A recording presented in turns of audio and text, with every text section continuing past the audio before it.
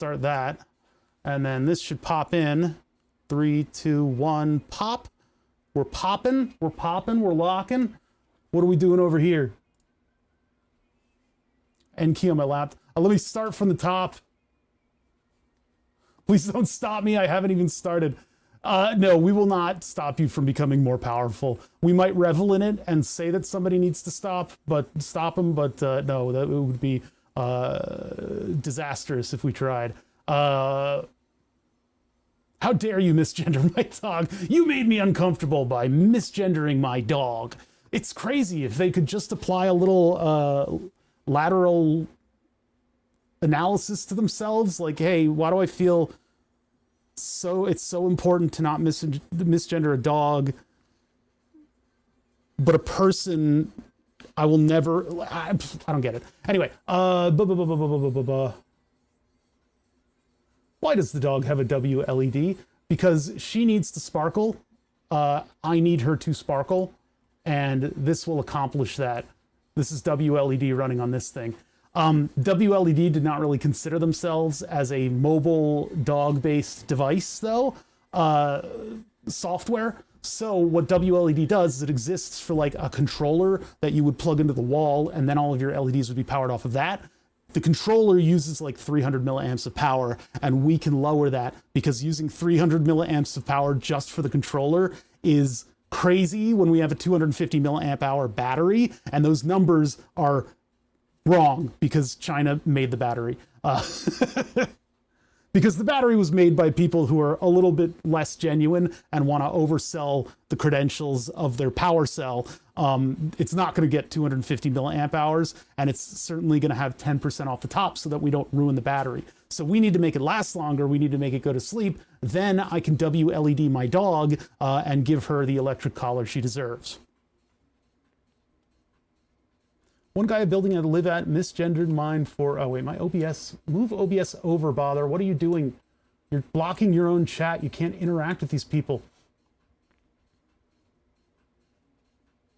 Is it me or a lot of microprocessors on my, sorry, are a lot of processors with microcontrollers 32-bit? Yes. You know, technology moves forward. That's all I can say. We probably don't need a 32-bit processor, but it helps. It makes it able to host its own web page much better, but it does use up a lot of current. One guy at the building I lived at misgendered mine for the entire time I was there, 3 years. I stopped correcting him after the first year. Yeah, I guess in that case, you just kind of, whatever. But because whenever people do that, when they go, he's such a good dog. I'm like, oh, it's a she. And they go, oh, I'm so sorry. I'm like, she doesn't care. Like, she doesn't care. It's not a big deal. Like, my dog doesn't care. And actually calling Smokey a good boy and Willow a good girl, she got all ruffled by that. She did not like me saying good boy to another dog. She was very jealous of Smokey the whole time and really tired herself out being kind of mean to him and like, oh, whatever he gets, I get. Like she is asleep right now because she's had, 2 or 3 days of just going crazy. My N key on my laptop is glitchy. You got to stop calling people the no word. It's wearing out your keyboard. I have to press it from straight above or for it to work. The problem with the keyboard that I have right now is that it's open from all sides over here. And so like things like the mouse cable will wedge itself under the key. And I don't know why the G key is sticky on this, but this is the Drivo 10 keyless, like super small keyboard. And it's not my favorite. It is my backup. The code 10 keyless, we just haven't had the stuff to fix yet.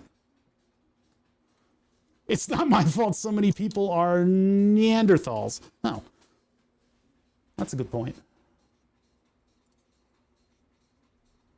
Let's see. 64-bit processors or microcontrollers really rare.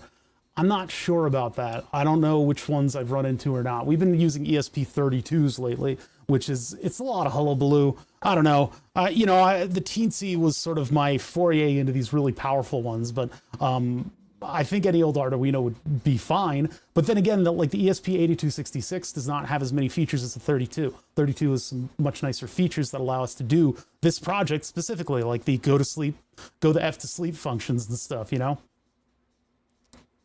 You're going over all the chats. I repeated myself and I look like a jackass. It's fine. Don't worry about it. I'm using a GD32 that I accidentally stole from my university like 5 years ago. That's pretty fun. Yeah, like some of the things, I just don't like all of the, oh yeah, let's get, hold on, let's, hold on, I gotta get auto find and activate YouTube. There we go. All right, YouTube is up. There we go. Now we get the chats commingled. Yeah, most of this has just been using what's capable and what software exists on. That's what's pushed me towards the ESP32C3 because it's more capable. The C6 is even more capable, and it actually has some of those. It has better sleep functions, but wLED doesn't exist on it yet. So there might be a time when I have to go into it and upgrade to the latest, and I can save even more power on that poor little battery. But that means I'll need to retool some stuff. And so everything we're doing in Platform IO, I'm going to have to make a very, like, I'm gonna have to make note of it because I'm gonna have to do it to the next iteration. It's very annoying. Being able to build my own MIDI controller blew my mind back in the day. Yeah, now it's just simply like a minor annoyance. I said, oh man, I need to make something that puts a bunch of MIDI messages onto this line. I guess I could do that one afternoon, right? It's gonna take me 10 minutes to do. It'll be more of a pain to find the parts and wire them up on a breadboard than to make something that'll be able to put 75,000 MIDI messages onto the line if I hit a button, right? That's so easy.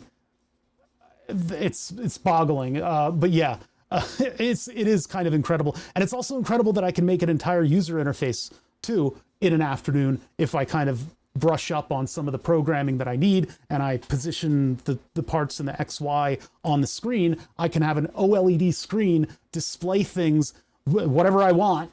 And that's why when we're doing stuff like that, I always put something really irreverent on the screen because a lot of the tutorials will show you putting like system stuff and like, you know, relevant messages and using units that are readable. Like this is 2 meters away, but I'll say it's 2 Sproingles away or something stupid like that, just because I'm shocked that I'm able to do this stuff so easily nowadays. Libraries, like user libraries and Arduino code has just come such a long way and it's built off of itself. And again, that's where AI gets all of its stupidness from. I know people are gonna jump in here and tell me, why don't I code this with AI? Not because I appreciate the torture, I just wanna control things on a low level. And I really don't wanna have to write a prompt and pay somebody and use up the Earth's drinking water and all that shit, you know? So we're gonna do this manually. Teensy got me into electronics too. For me, it was the Arduino, and it was the old school Arduino because I'm a dinosaur.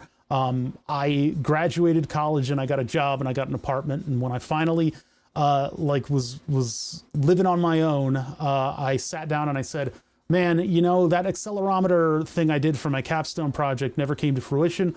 I wonder if something like Arduino could do it. So I ordered an Arduino, it came in the mail. I plopped down on my little coffee table and I sat down and I said, okay, what are we gonna need? Let's wire this thing up to power. We'll power it via USB.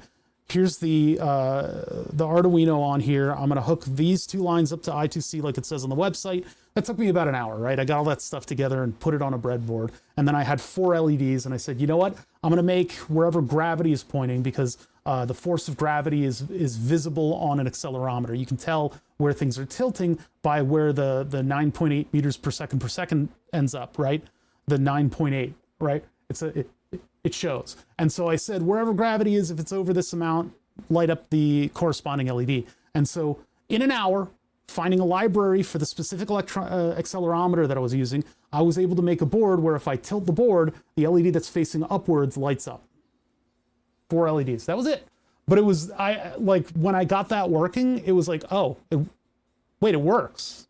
Wait, because Arduino shoves all of the system flags, boot flags, the programming, all of this stuff that sucks, and it just puts it under the carpet. It says, look, we've already got it configured if you choose your board, right? We know what board you got. Let's do hello world. Why don't you blink an LED? And you go, wow, blinking an LED is kind of cool. I don't know what they like rubbed all the old school AVR dude people the wrong way, and they decided to get all gatekeepy about like, well, I'm gonna use an Arduino to blink this LED. but there's so much more behind that. Like, it's incredible. So yeah, anyway. They're cheap. The expensive part is making them work. Yeah. Yeah, because old school microcontrollers, you need like a $300 programmer in order to get it to run, like in order to program stuff. And then you have to research what all of your setup flags are, choosing clock rates and stuff like that. And like, yeah, that's really powerful stuff, but who cares? Right? You know, I can load wLED onto a piece of bespoke hardware, plug it into the wall, and get really cool LED patterns coming out of it. And then if I need to, I can get further into it. No, the shock collar's for me. I don't know what happened to that shock collar that I bought on Amazon Deal Day. I should have kept it. What is going on there? Somebody just said idea in chat. I really need to work on this one, because it's not necessarily what's happening on the server. Might have missed that second one. Huh. Might have missed that one. Let me get that. That didn't really work. I need to actually just turn off the light. It glows purple because purple's supposed to be partial caution. And it'll go red when there's triple caution.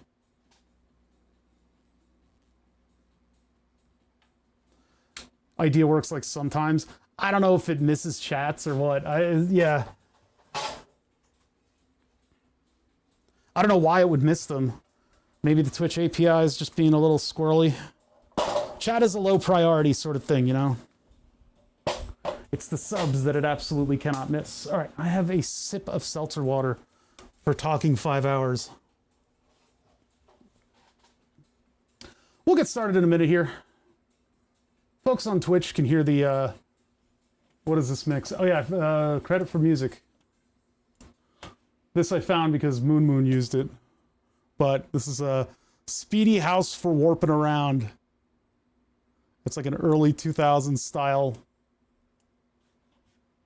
garage/house mix. All right, I'll unplug my mouse and plug it back in and see what happens. Unplug the mouse. It'll probably work wirelessly at a different accelerations than before. Whoa, whoa. That's weird. The Bluetooth has to go kind of a long way, so it gets a little crazy. All right, plug this back in. There we go. Okay, scroll fixed itself. I'm just plugging and unplugging. So what we're going to do today is going to be just programming, and it's not going to be too exciting, unfortunately. But what I want to do is take the user mod for deep sleep, and I want to pull stuff over into our own template for a user mod so that we can sort of build up the complexity until we have something that will turn the radio off on this thing. Speak for yourself. Programming is what I live for. All right, well, yeah, if you like that sort of thing, I guess I'm no one to judge. We don't kink shame here. We kink encourage. Kincourage. I concur. I concur.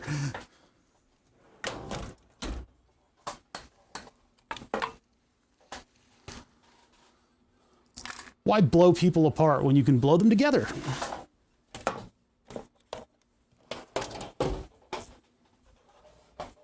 I can tell by the collar. Listen, if you're going to go around a convention center with a collar on that lights up the way this thing does, you're going to want more than 2 hours of runtime. You're going to want like 4 to 8. And to get 4 to 8, I'd have to put much more battery behind it. So this is unfortunately not really all that good for your kinks. Adding concur to the mental glossary. It only works if you really kind of iron over the letters to make it work. Will look great with a fursuit. I mean, yeah, but again, the runtime. So you'd probably want to put like a power plug on this. Or actually run, no, wait, it's got USB-C. So you would want like a power bank in your pocket. Is it a power bank in your pocket, or are you just happy to see me? Kinetic power. Ooh, like a Swiss watch. This thing right now, it's sucking down almost 200 milliamps. It's 190 milliamps that it's sucking down right now. And it is pleasantly bright. You know, you can definitely see what's going on it. You guys, not so much. The human eye can. and I can see kind of a subtle pastel coloring to this thing. Make a butt plug. No. Butt plug with a little off-center weight in it that is connected to a little universal DC motor that'll generate energy. Again, 190 milliamps you're not going to make, no matter what you're doing. No matter what you're doing with that butt plug, no matter how rowdy you get, you're not going to be making 190 milliamps. It ain't happening.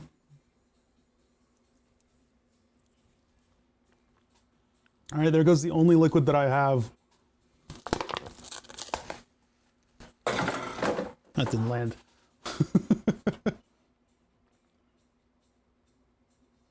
Boy, what a day. What a couple days it's been. It's been madness. I've had my brother and his kids here, and they're basically on devices the whole time just because they were already just completely exhausted when they got here. Those kids do a lot of different stuff, like activities that are outside of school and sports and stuff. So that family is constantly buzzing. It's crazy. The utter and complete quiet that settles on the house when they leave is actually kind of insane. I got the Electronics for Dummies book, so I'm reading that. Ooh, do tell, like, people who are learning electronics and, like, you know, getting their sea legs on it and everything, I'd love to hear from you guys because I don't know what that's like. I learned all the basics of electronics in the year 1997, 8, 9. I was really learning electronics. So a lot has changed. Everything, in fact, has changed. I didn't think that electronics would really take me to anything but just kind of like a boring career. But it turns out there's a whole media wing and cool projects and people doing insane things and people doing crazy things and people doing like everything, art, engineering, recreating research papers on genuinely fascinating topics, all that stuff. 1997 wasn't really around, right? And so I didn't think that electronics would take me so far, but it has, and I love what it's become. I love it. But that was when I was learning electronics, so there weren't as many resources. There's a completely new set of resources, and then on top of that, there was then a new set of resources. It just keeps evolving.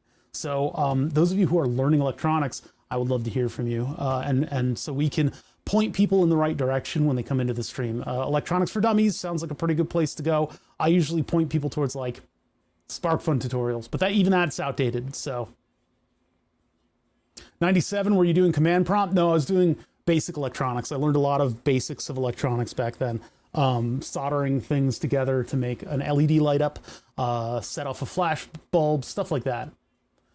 Basic in basic. I never did the basic stamp, although it was very popular when I was learning all the ropes. I was doing stuff with like RC servos and laser pens, because those were like the hotness back then. Lasers were just becoming super small. I managed to get a helium neon laser from a copier, like a big helium neon, like not helium neon laser that was gifted to me by a prominent researcher at UPenn. And I got a blue-green krypton argon laser from a copier through a website. And I was able to make like laser shows and stuff like that too back then. I was mostly playing MechWarrior though.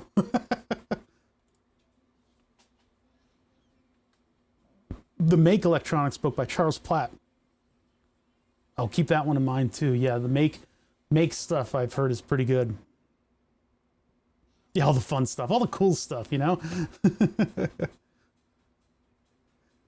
Anyone else get a chemistry kit when they were little, only to teach yourself how to make things go boom? Oh yeah, that was the era of the anarchists cookbook, Bananadyne, and all that stuff, where it would sort of pseudo teach you to kind of make like a smoke bomb and stuff like that. I blew up my kitchen by accident, although my mother wanted new counters anyway. I was making a sugary solution with I think it was potassium nitrate in it to make a smoke bomb out of a tennis ball. I was going to heat it up over the stove very carefully and then pour it into the tennis ball. And one little one little grain of the loose grain got on a burner and it went right into the bowl of loose stuff. And then the loose stuff went whoosh, and sent it everywhere. I immediately picked up the thing, put it into the sink, ran the sink, took water and splashed it on the counter, and that managed to save a lot of it. But it was a rude awakening for my folks, yeah. That was very dumb of me to do that without covering stuff. MechWarrior 2 for the win. Yeah, shut down Sequinac. What I did in MechWarrior, I think it was 2, might have been some of the subsequent ones, but I had a Thor, and the Thor was like a mid-sized mech, and with the Thor, what you could do is you could get the shotguns, and I would put as many of the shotgun as I could fit, and then as many heat sinks as I could fit, although it was never enough for the shotguns, because the shotguns was like a big bolus of heat into your systems. And so what I would do is also give it jump jets. So max out all of those, get as much as you can on there, go into the fight, get on top of a building, wait for somebody to walk by, jump down on them, and when you hit them, it'll knock them prone, and then you just do an alpha strike, and then you shut down as you start venting coolant, so your mech literally just goes making a big green cloud, and then run the hell away, because every one of their panels that you hit will be blinking, but they won't be dead. They won't be dead. They will be blinking. They need just one little push to die. So it was kind of a support role even of me just jump jetting on top of a building and going, and then jumping out at them. It was awesome. It was the best strategy. I win MechWarrior. My cat sometimes pees in the drain from my bathroom. Oh, okay, thank you. And to get rid of the smell of chlorine into it, last time I did it, basically instantly started fizzling, so I made chlorine gas. Oh, that's a, ooh. So you poured chlorine into it, but the cat's piss is ammonia. Yeah, that's a big mistake. That's not something... I loved all the freaking stuff. Yeah, the freaking stuff was absolutely fascinating.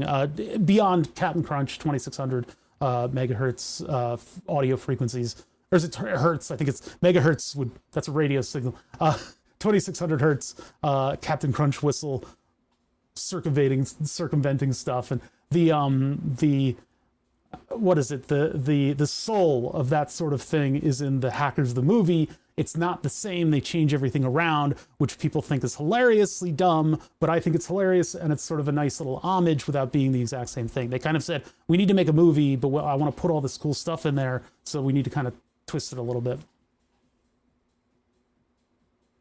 War games got me into war dialing. Interesting. How does that work? The concept of war games would probably also work with that.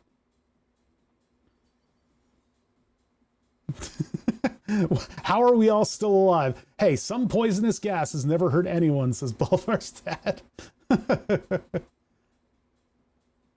There's a show on G4 TTTV where they played MechWarrior 2. Huh. I think I might remember it a little bit.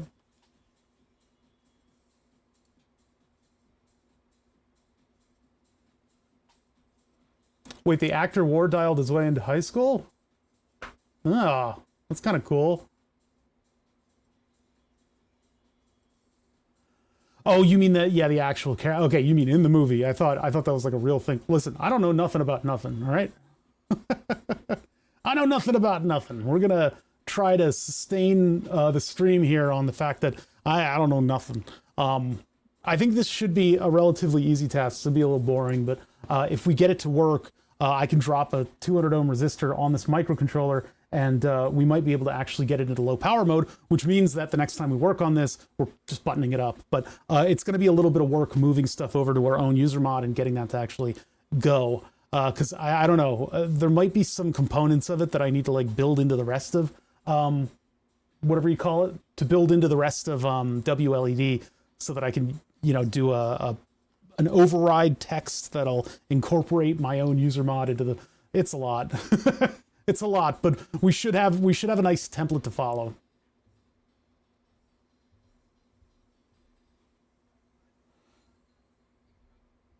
Oh, I know what war dialing is. Yeah, war dialing is you're looking for like systems and things that you're not supposed to know about in the phone system. It's, you know, freaking. It's what the blind people originally did to entertain themselves. You could listen to TV, but or you could just pick up a phone and start dialing numbers until you start to decode some of the systems that either make up how the phone system works or other systems that rely on phone connectivity, because nobody suspected that if you had like a traffic light that syncs up using a phone number, how convenient that is, and at the same time there's no security on it, or there's not enough security on it, or the security has never been configured and it's exactly what's in the manual for the device. That sort of thing originated with the phone system. Yeah, all the BBS systems. Why don't you guys Google up no, wait, no, don't do that. I miss Bub's Pub. I never knew about that stuff. I was on like the generation after when they discovered all this stuff and people wrote books about it, and then all of it was like closed off. they decided, hey, you know what? Maybe we should mute the microphone when you're putting a coin into the payphone, and that ruined the fun for all of us.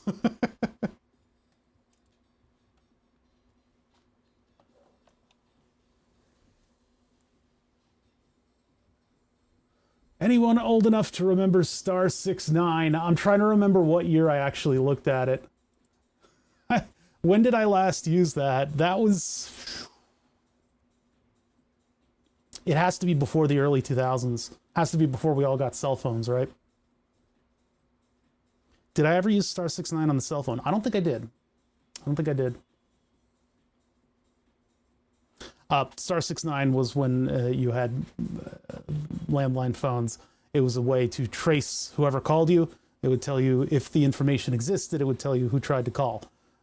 That's how you would know. And there were other directory services that people used. And then there was that one phone number that you call, and it said press 2 to hear a duck quack. So you press 2, and it says quack quack, and then it hangs up on you. That was my favorite.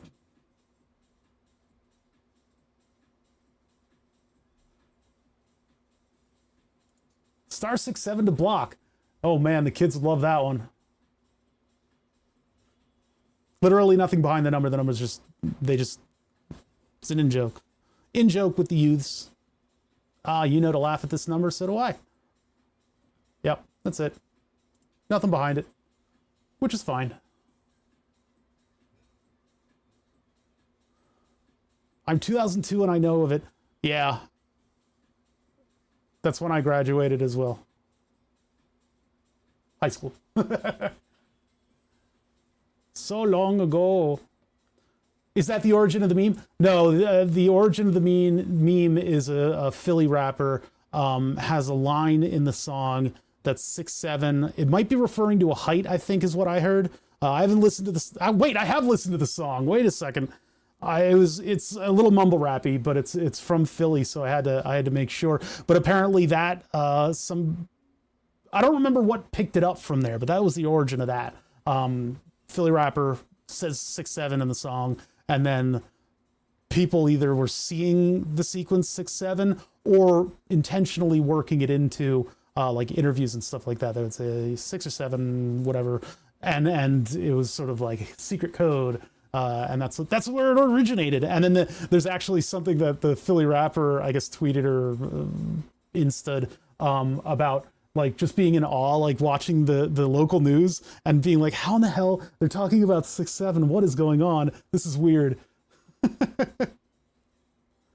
6'7" is police code for a dead body, according to linguist PhD. I don't think there was that much behind it. You have to look and also you have to look at the Philly police codes of that specific like precinct, because the police codes will vary from area to area.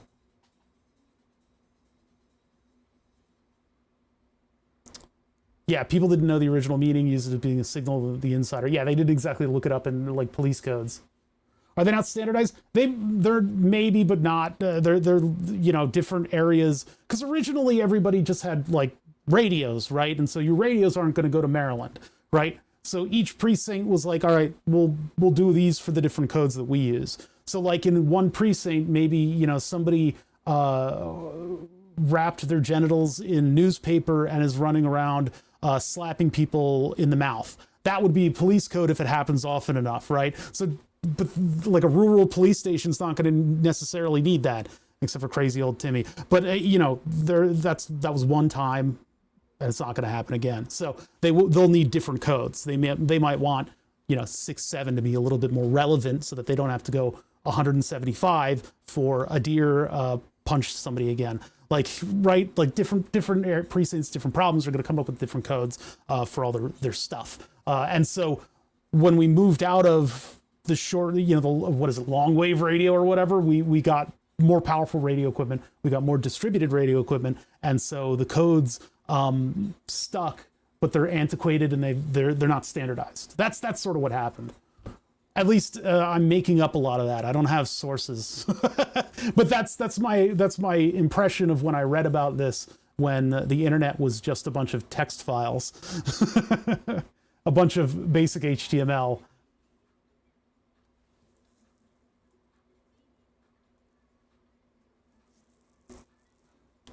Yeah, it's 76ers. It's just 6.7. Yeah, maybe that's what it is. It's all codes. Satan is in the details of this. Run the record backwards and listen to the voices. You can hear it. It's the Wizard of Oz. It was a reference to a song that we use in basketball edits a lot. Basketball edits. Does that take it on 76ers, Charles Barkley, it's Larry Bird. That's G-Lovin' Special Sauce, which is apparently a deep take now. It's a too deep of a take, because that was like the early 2000s. Yeah, Groove knows G-Lovin'. I like cool beverages, because I'm feeling kind of thirsty. Everything I know about 6.7 I learned from Gen Alpha nephews, so I really don't know anything about it. Yeah, and part of it is that, like, all of that lore that we just dropped about all those things, nobody's looking that up. Nobody's looking that up. They just know, like, this is the funny number. Like, that's it. It's like 6.9, but without context. There's people know 6.9 because it's the sex move. Although the Capricorn is like a 6.9. Anyway, this is the matter. Cancer is like a 6.9. I don't know why the sex act is Cancer. Anyway, people know 69 is the sex move. So if 69 comes up a number, people go, hey. But if you remove that context of it being the sex number, that's what 6.7 is. So you see the number, you ha. That's it. That's as deep as it goes. There's no depth. Which is fine. It's not something to get angry at, because people then use this as a crutch to get angry at Gen Alpha because they don't like kids. But kids they don't have all of the experience that we've had getting jaded with stuff yet. They need time. They'll get there. But right now, that's funny to them. Fine, that's great. So I don't know why people struggle with this. It's a simple concept. I mean, we all thought all your base or belong to us was our inside super duper awesome joke back when Flash animation was a thing.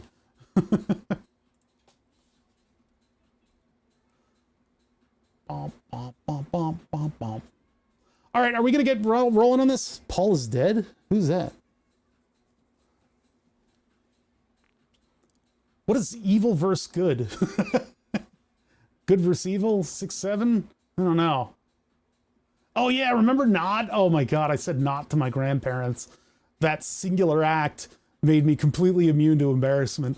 I posted a link in Discord and funny stuff to the video by the guy with a linguist PhD. That's going way too far. Linguist PhD does not need to weigh in on 6.7. That's misappropriating. That's using a shotgun to kill a spider. That's way overpowered. We do not need to use linguist PhDs to figure out what the hell's going on. We all know what this is like. We laughed at all your base. We said not.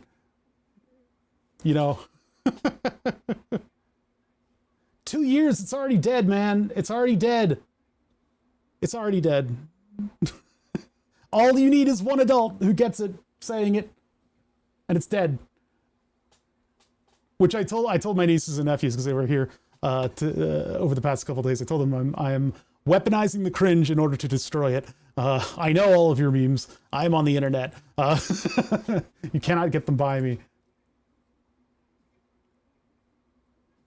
There's an elementary teacher I follow on Instagram that gives weekly updates to what new things the students are saying, and it's great. I'm sure there's some pretty out there things, especially given like internet brain rot stuff is like so accessible now. It's, you know, you no longer do you need to know you're the man now, dog. You can just go on Instagram. It's fine. Everybody will be okay. I understand that people are like a little concerned about how brain rotted students are nowadays, but let me tell you, man, everybody was worried about us, and we turned out great. But we turned out, well, says the man baby who lives in the basement. I weaponized the cringe too, and they seem to love it. They'll eventually be embarrassed about it. You eventually build the capacity to be embarrassed by adults. So, is Skibbity still a thing?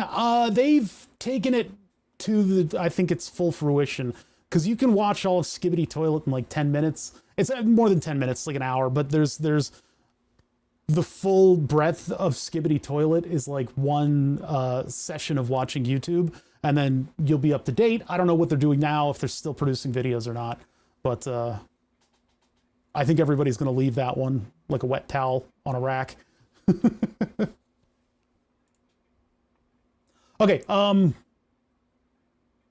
Skinnedy is dead. What's the Sigma? I don't know. What's up with you, dog? Sheesh. You want a free CD? What's going on? Set up microscope. Let's get that primed. Bonk. Bonk. And then burn the subs. I should probably prime, even though we're not really going to be looking over there right now. And then I need to do arm focus. Oh, no, not arm focus. BTS focus. There we go. Cool. I can almost do all of my setup from the Stream Deck. I just need to fix a couple of things on it. Okay. Let's get started. Music? Oh, yeah, there it is. I like that mix because it's a bouncy house. Wait, no, that's a different thing, isn't it? It's upbeat house. Okay, setup. Start soon. There we go. Hello, how's everybody doing? Yeah, so just chatting with chat while everybody gathers, just so that I have at least a modicum of regular viewers by the time I've started. If my start time is off by a little bit, I don't, you know, it's like people wonder why I do this way. It's because every streamer does it. You let people gather. And then when I actually say what we're working on, there's at least enough ears that people generally know. I do spend most of my time announcing what the stream's going to be, but what we're doing is we are working on a project that is getting towards its fruition, and our fruition of this project has, of course, taken a couple turns. There have been a couple feature creeps on it that were actually kind of necessary, but generally we are getting very close to having this thing work. What this is a takeover of an LED dog collar. This LED dog collar was literally just a battery charger and an on-off circuit. So it had a button that would turn on and off the LEDs, and it was a string of about 5 white LEDs. Well, no, it was maybe 10 white LEDs behind this translucent panel on this electric dog collar. And so the functionality of it was that when you push the button and turn it on, it would initially blink, which was really, really annoying, and I have to press the button a couple times until it goes solid. The whole point of having an LED dog collar is that we live on a corner, and in the corner, cars can come down and zip around that corner on a downhill. Our driveway is right here. The corner with the stop sign is right there. If somebody doesn't stop, they will be heading very quickly into my dog. So I need the dog to be extra visible during these fall evenings when I'm walking the dog at like 5 p.m. and it's like pitch black. So the LED collar with the white LEDs on, it does a great job. It's very nice. I still use it. I have 2 of them now. I bought another one because this project kind of took us in a weird direction. But what I wanted to do was run cool patterns that we had discovered wLED doing on the dog collar. It turns out you can buy all kinds of different LED rope with digitally addressable LEDs, hook them up to a microcontroller with wLED, and get them to run some pretty interesting and varied patterns that are both visible and cool looking. You can then hook them up to a microphone and you can have the microphone alter the visuals. So I think that would be really fun at a dog collar. We were going to put an accelerometer in there, but it turns out I'm running out of pins. I'm running out of IO pins because we want battery monitoring, and we want the microphone, and then we want it to shut down all of the LEDs when it's off, and we want it to go into a deep sleep mode. So the Seeed Studio Xiao ESP32C3 works with wLED, works with low power sleep modes, works with the microphone, works with the relay to turn off all the LEDs. And so what we can do is we can go from using, hold on, let's get over here to look at this, 190 milliamps, 200 milliamps on a 250 milliamp battery. We can go from that and power it off, and then it will use 190 milliamps. It turned back on, hold on.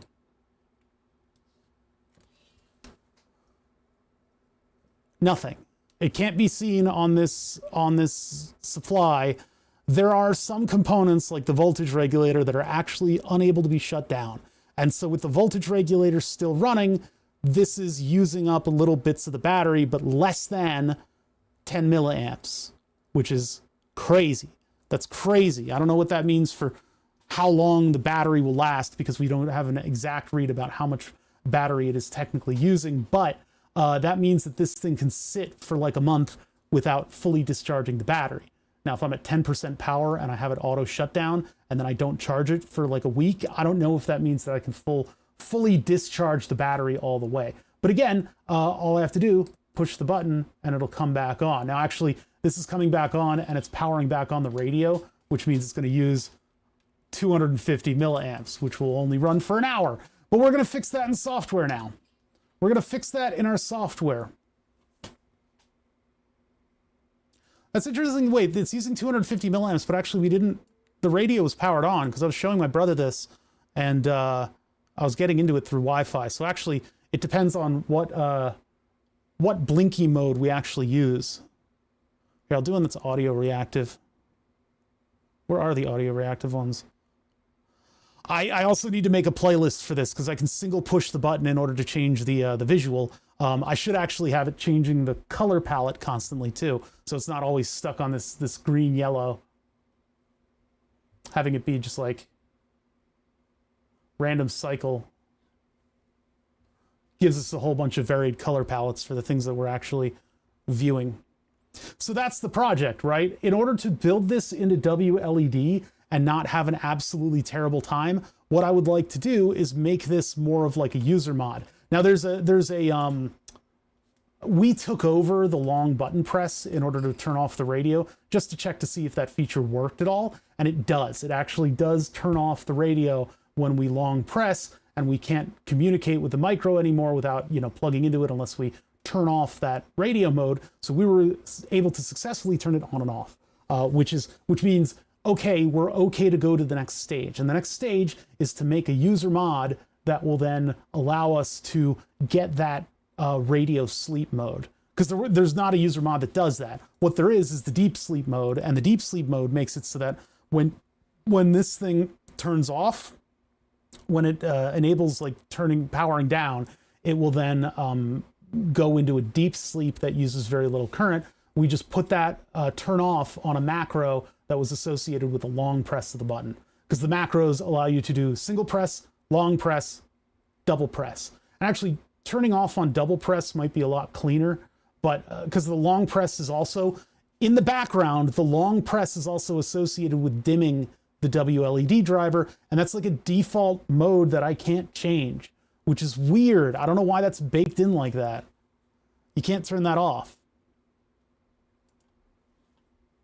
Yeah, that one's going to be a little... is it audio reacting or not? It says it's audio reactive. I just don't know. I guess down here you can make it more or less audio reactive. Can I scroll this down or... Oh, I guess that's just fixed. Oh, that's just speed and brightness. It's not a very good one. Juggles? Yeah, juggles will react to my voice a little bit. Which one looks good on cameras? Okay, that one's a little crazy. Yeah, that's just LEDs. See, you guys can't really like see what it's doing, but it is it is nice and bright, and you can see the LED patterns on it, which means that outside it'll actually look really nice.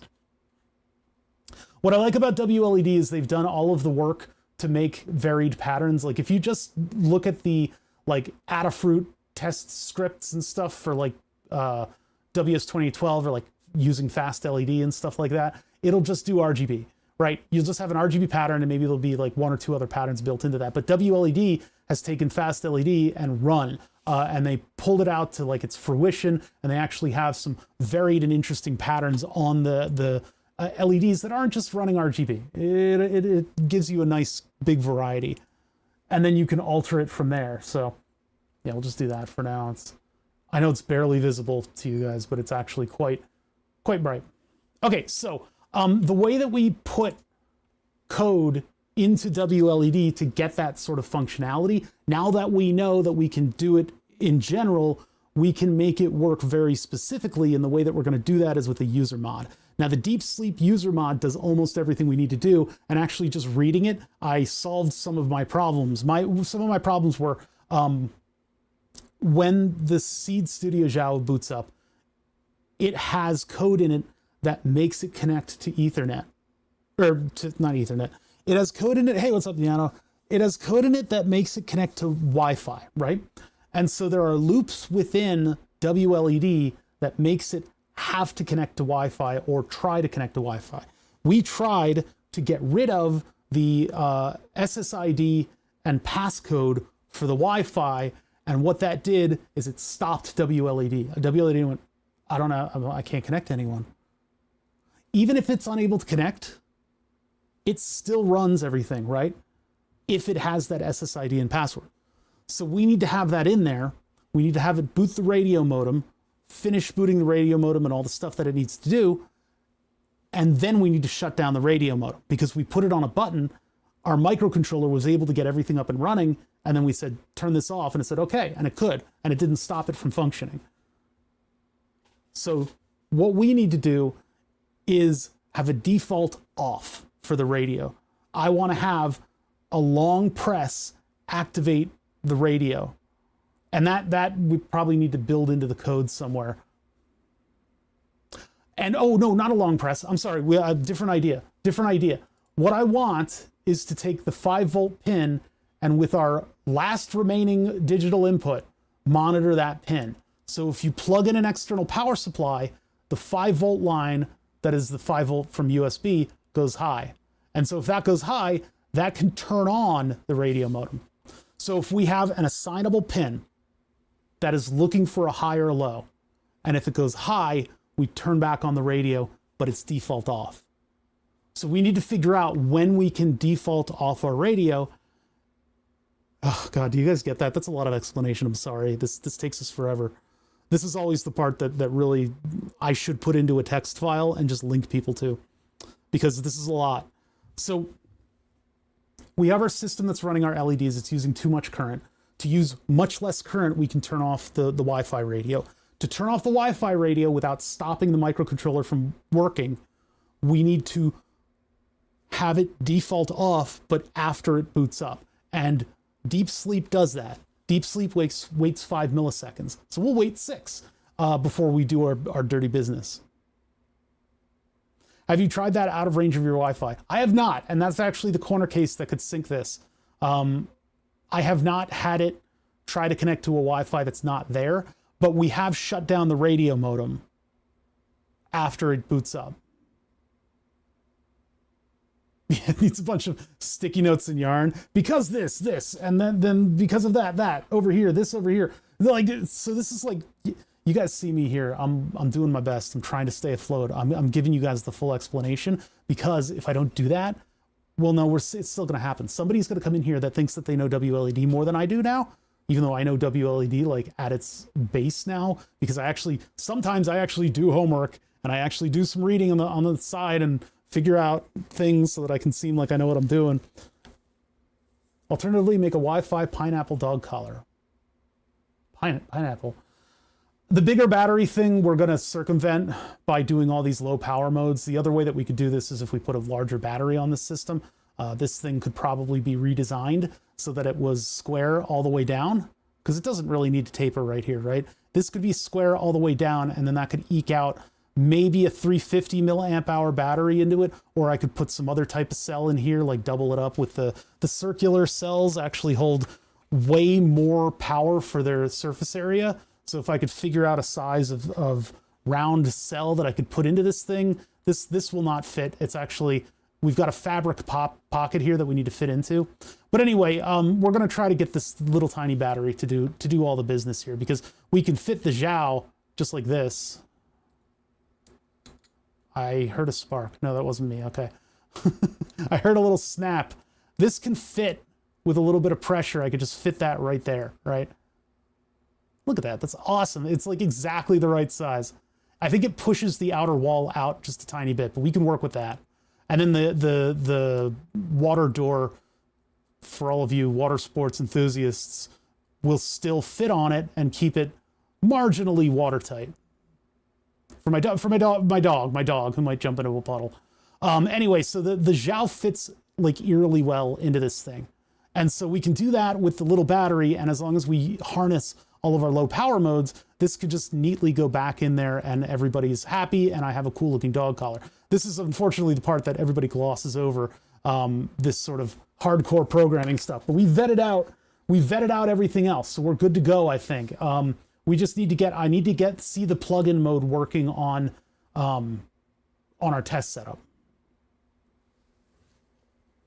The sticky note thing would be hilarious as a YouTube thumbnail. It's the way of things sometimes. It's because X, we have to do Y.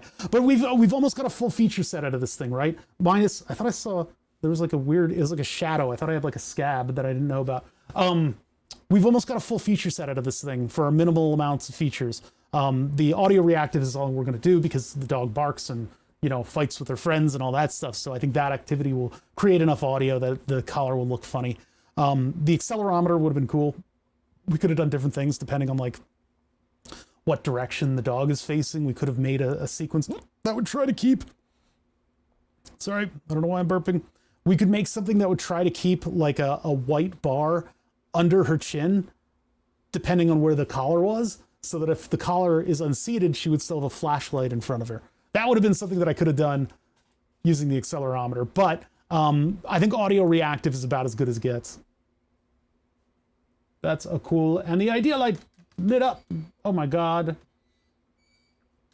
Yeah, anyway, so that's where the project is right now. We need to make a user mod because the user mod can carry over into, like if there's a version change, the user mod can carry over into it. And we'll just have to move a couple files. And then in terms of like disabling the long press, I don't necessarily need to disable the 6-second AP mode. I could keep the 6-second AP mode. The only issue with that is that if the radio is off and it tries to get into AP mode, what happens? Will it miss AP mode? Will I have to plug it in? I would hope it would just miss it, but it might actually accidentally reactivate the radio modem until our code comes around again and turns it off. You guys can just barely see I want to keep the user interactive lights in there and still show the LED strip doing its thingy thing. Yeah, that might be pretty good. Ah! So what I'm thinking here for that is we just get the user mod template and we write from there. I did a little reading and I tried to do a little bit of programming into it. What I really kind of want to do is our own custom INI. We just add our user mod to it and then we're all good to go, right? And it'll have all of our default settings in there. But that's going to require a little bit of programming on my part. And I don't really like platform IO, but we're going to use it. Like, I don't even know how to like copy one of these and like from here, copy it and make another one. I'm going to have to go into the folders to do that. I don't know. I'm not used to this yet. And then there's also the user mod V2s. I don't know. We're just going to leave out the V2s. We're just going to, I have one where I copied the low power user mod, the low power off mode user mod. But I think what would serve us better is instead of going into a copy of the user mod, I think what I should do is go through the template and populate that with stuff from the Deep Sleep user mod in our own language to do the stuff that we want to do. And that's what we're working on today. Oh my God, it's like a, what is the meme where it's the giant paragraph? There's a lot of stuff going on here. All right, so example. So I'm going to copy example. I don't know if I can do that from Platform.io. Do you guys know how to do that? I know nobody would read it. I could actually tie it into chat so that if somebody types, "What are you working on?" it'll do a huge comment from "Oh bother." That would be the entire. But because of this, I have to do that, and then this, and then the other thing. Anyway, all right, so we gotta copy the example, and to do that, I'm so dumb that I have to go into the folder. How do I open the directory?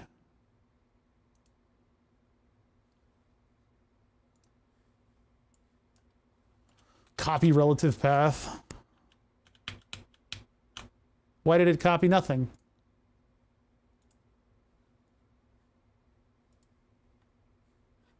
You get timed out for spamming. I don't know if it happens that often. All right, user mods, example, copy that into here. And then we need to give it its own name.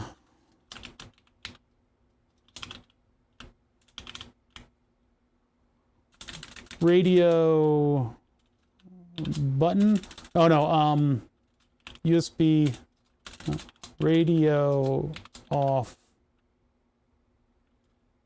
And maybe just radio off. We'll do radio off. I already have one in here. It's what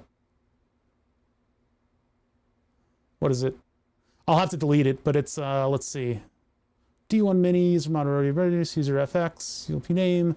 What did I name my own user mod? Smart Nest sleep. Oh, sleep radio. So I'm gonna get rid of that. And ours is radio something or other. Radio off. Okay, so what do I do here? Refresh. No. I don't know how to use this crap. Just bear with the old man here for a minute. I'll eventually figure out how to use this stuff.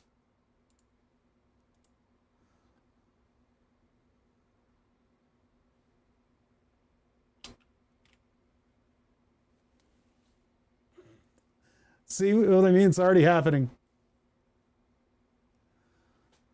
You know, see, I'm not sure if I could disable. I'm not sure if I can disable the radio on startup, like off the bat without a timer.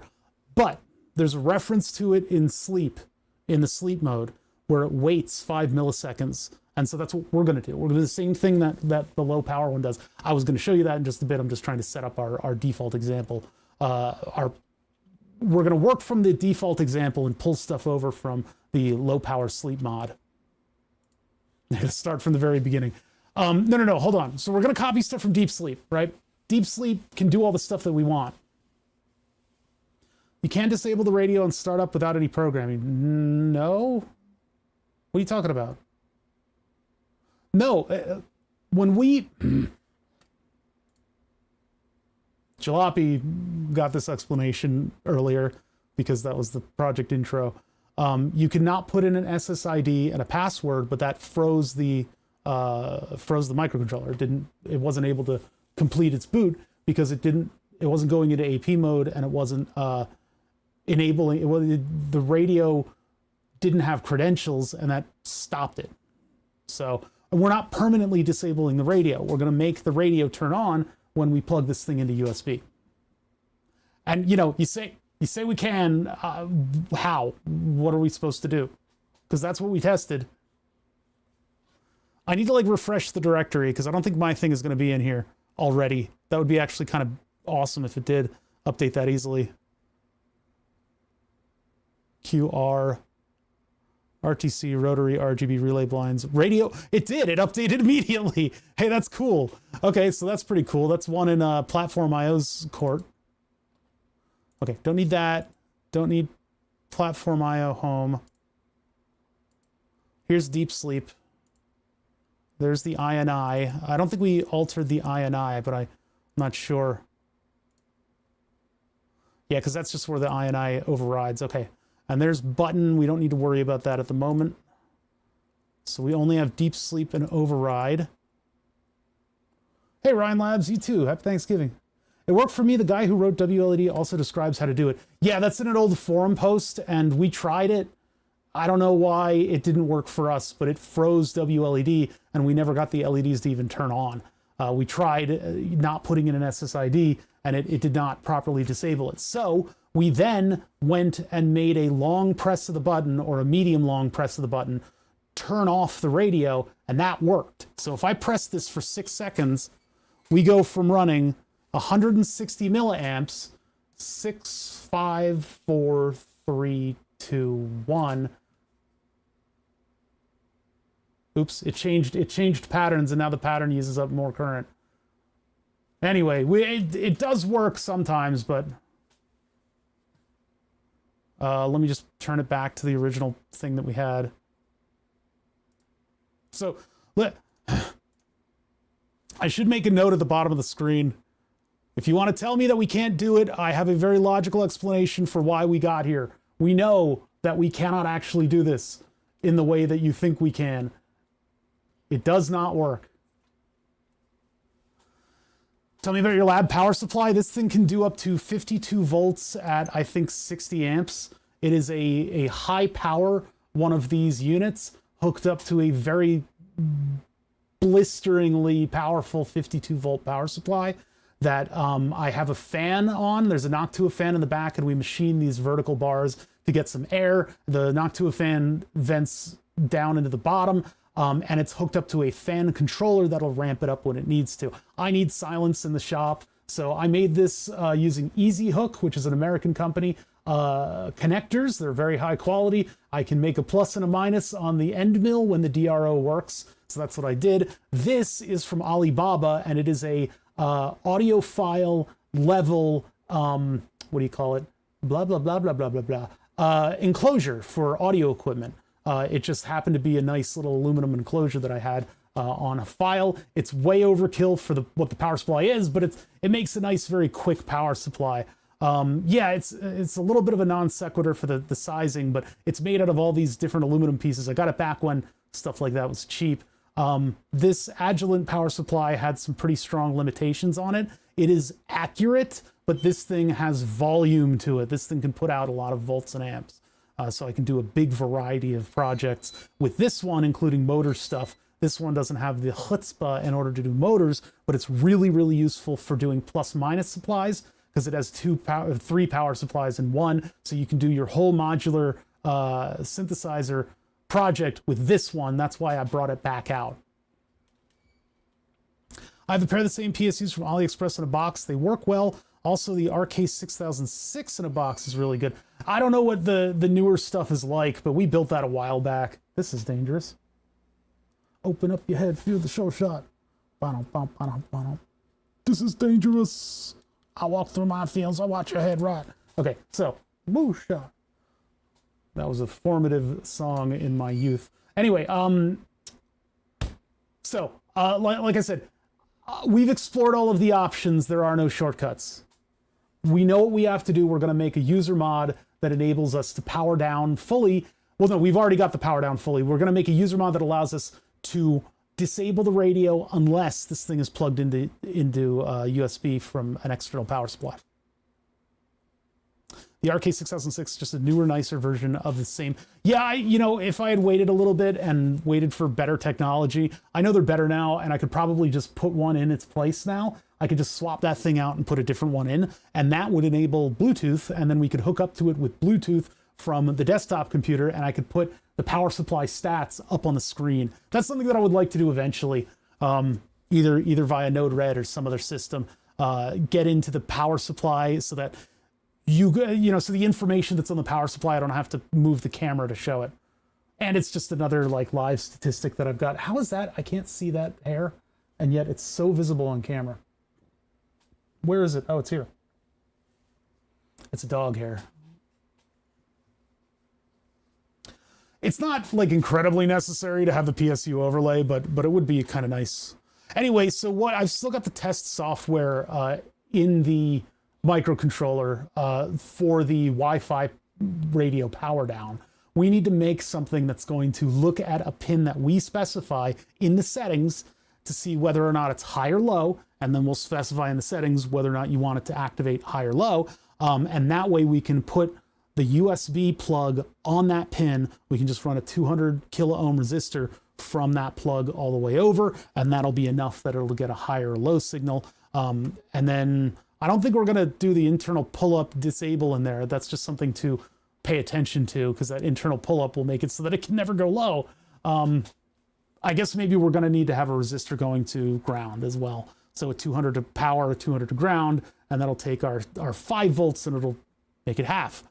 So, 2.5 volts. Yeah, 2.5 volts. That'll be enough to register as a high on the microcontroller. And then that will give us our plugged in or not signal. Unfortunately, if I do that, that means that there's a path from the positive battery terminal to the negative. And so that means whatever other voltage dividers are in there are going to be working together to discharge our battery. That's why I use 100 kilo ohms on it, 100 or 200. That's not what I wanted. Okay, so anyway, maximum effort here. We've got to just go through and pull all of the right components over. So platform IO override is what's going to define our default stuff, but we're also going to make it able to get in there with the regular settings. I have become addicted to gravy. Yeah, we made a pretty good gravy this year, and we've got a lot of stuffing, a lot of stuffing. I had a what did I have? I had for lunch, I had a turkey special. So like a corned beef special, but instead it was just a little steak of turkey meat. And I did, we didn't have like bespoke Russian dressing. So I did mayo and ketchup, equal parts, mayo and ketchup, add smoked paprika, mix it up, Russian dressing. I think there's like some sweet component to it, but I didn't do that because you then put coleslaw on it, immediately making it sweet. We had a lunch meat lunch for when my brother's kids got here. And so my mother buys a tub that's like this big of coleslaw, and nobody had coleslaw. So we got to use up coleslaw. So the special style sandwich where you put Russian dressing and coleslaw and stuff is back on the menu for the next couple weeks. I'm going to be made entirely out of cabbage. I'm going to be a being that exists solely of cabbage. Now, okay, so we're on stream, so I have one screen here to run Visual Studio Basic, and I've already got all of these other scenes up, which are taking up room on my desktop. So we are restricted, and since programmers are not artists necessarily, they don't sort of see any value in being a little bit conservative with the space that they're using. I've got all this crap up on screen that I don't need. We can disable some of this stuff to give us a little bit more room. I wish the sidebar would go away. I don't know if I could make that pop up, but this is what I like about the original Arduino, is that it allows for a little bit more verticality in your program. You can make your window a little bit more narrow in case you need to have like research windows open at the same time, and you're only on one screen. There is utility in having all of these crazy windows, though. I understand that when you're working on programming stuff, you want to have a lot of stuff open, you need to reference things, and it's nice to have things, be a little bit wide and give you more information. But, oh, we didn't even open up our own stuff. So we have Deep Sleep open, right? This is where we're going to be pulling stuff from, and then we are going to be putting it into radio off. So I'm going to open up the usermod v2 example, but I'm going to rename it because all of these are named the same thing as their stuff. Can I rename it here? Rename. So this is radio off, which is a simple name. RadioOff.c++. Library.json, named example. Instead, it's going to be radio off. Build, libarchive, don't know what that is. Dependencies, meh. I don't think we're going to have any dependencies, but we'll have to take a look at that later. We'll take a look at what Deep Sleep does. Actually, let's look now. Deep Sleep, library.json. libarchive fault, and then it just doesn't say anything on dependencies. So yeah, we're good on that. How do I close you? There should be oh, it's up here. Sorry, that was the path. I'm learning. I'm learning. Okay, so we got that. That file's done. So we got a README and then deep sleep. So we're not really going to necessarily work with README yet. README is not necessary for the function of the program, right? We're going to keep this kind of minimal. So we open up radio off and it is, oh my God, it's the usermod template. When did that happen? So let's collapse this so we have a little bit of room, and now we can go through this and we can pare down and pull over the things that we need from deep sleep. A V2 usermod class are class inheritance based and can but don't have to implement more functions. Each of them is shown in this example, okay? Multiple V2 usermods can be added to one compilation easily. This file serves as an example. If you want to create a usermod, it is recommended to use usermod v2 empty.h. Oh, so we've already messed up. All right, let's do that then. Usermod v2 empty. Top fan? What are you talking about? How's it going, Haystack? I hope your holiday was good. We had my brother here, so I am exhausted. That means 2 dogs, 3 kids, all the phones. The 2 dogs were hilarious. They're usually our entertainment. All right, so I'm just going to do a little bit of a file work here real quick so that we put the blank user mod. Light mode explorer. It's got a dark mode. You're just gonna have to blow out your eyes. Radio off. Get rid of this file. Delete. And then let's get user mod blank. User mod. They say this v2 blank. No, it seems like user mod, user mod, user mod, user mod. Word clock, rotary encoder, RF43 ping pong. Clipper percentage, 4-line, brightness follows sun, autosave, animatrix, brightness, color. User FX. Okay, so did they not include, what was it called again? Where's the README? Why did I close that README? User mod example. User mod CDE example.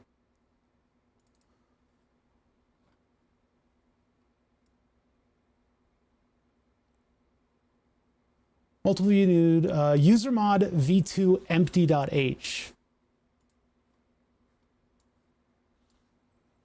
which isn't included. User mod v2. There's no empty. Thanks, guys. That's great. We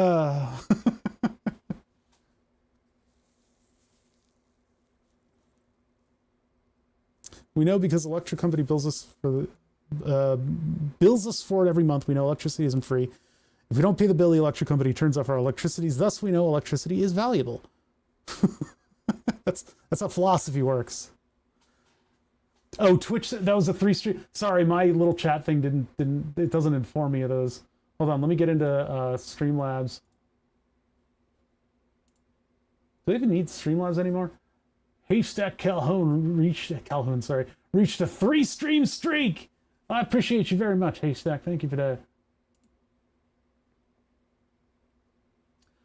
Okay, etc., etc. Yeah, I'm not doing my due diligence as a streamer because I'm trying to actually learn this stuff at the same time. Okay, that's great. So the program is gaslighting us. Rather, the how-to is gassing us.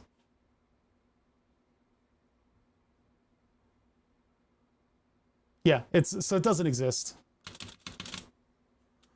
Great. Just great. So do we run from the example or not? Because that's what it's... The user mod intro sketch folder... Sorry, copy the user mod into the sketch folder, register the user mod by adding include and usermod underscore filename.h in the top of the register user mod, my class mod at the bottom of the user mod list.cpp. So I have to do that in order to get it able to build with that user mod. I have to modify those 2 files, and I'll have to do that if we run to a new version of wLED. you know, when the C6 is supported that has an internal antenna, so I don't have to actually fit this crap into the enclosure. This thing has to fit somewhere into this enclosure or the radio modem is going to burn up. It needs to have an antenna in order to get rid of some of that energy so it doesn't reflect back into the radio electronics. So I need to put this entire panel somewhere inside. Every time I had to read my professor's code in uni, I was contemplating violence. Professional coders really don't like to kind of like comment their code effectively. And they like to use these weird little tricks on everything. And you end up having one line of code that has you doing like 6 hours of research in order to figure out what, oh, in this context, putting a dot there means this and a dash means the other thing. Yeah, I've run into that with people suggesting how to alter my code in chat. There are some people who operate on that level where they will cut and paste a little line of something that looks like regex and it somehow is legitimate C++ code. Why would I comment my code? I know what it does. Will you know in 2 years? Because we've had that happen too. This file serves as an example. If you want to create a user mod, it's recommended to use usermod v2 empty.h from the usermods folder as a template. I can tell you right now that doesn't exist. Maybe it's in the root folder. Ah, it is in the root folder. It is not in the root. That's not the root folder. This is the root folder. No, it's not in the root folder. Let's double check. Yeah, usermod v2 empty does not exist, so that's cool. That's really nice. Let's just get a file that's called usermod v2 empty, and we'll put that into our thing and use that as our skeleton framework.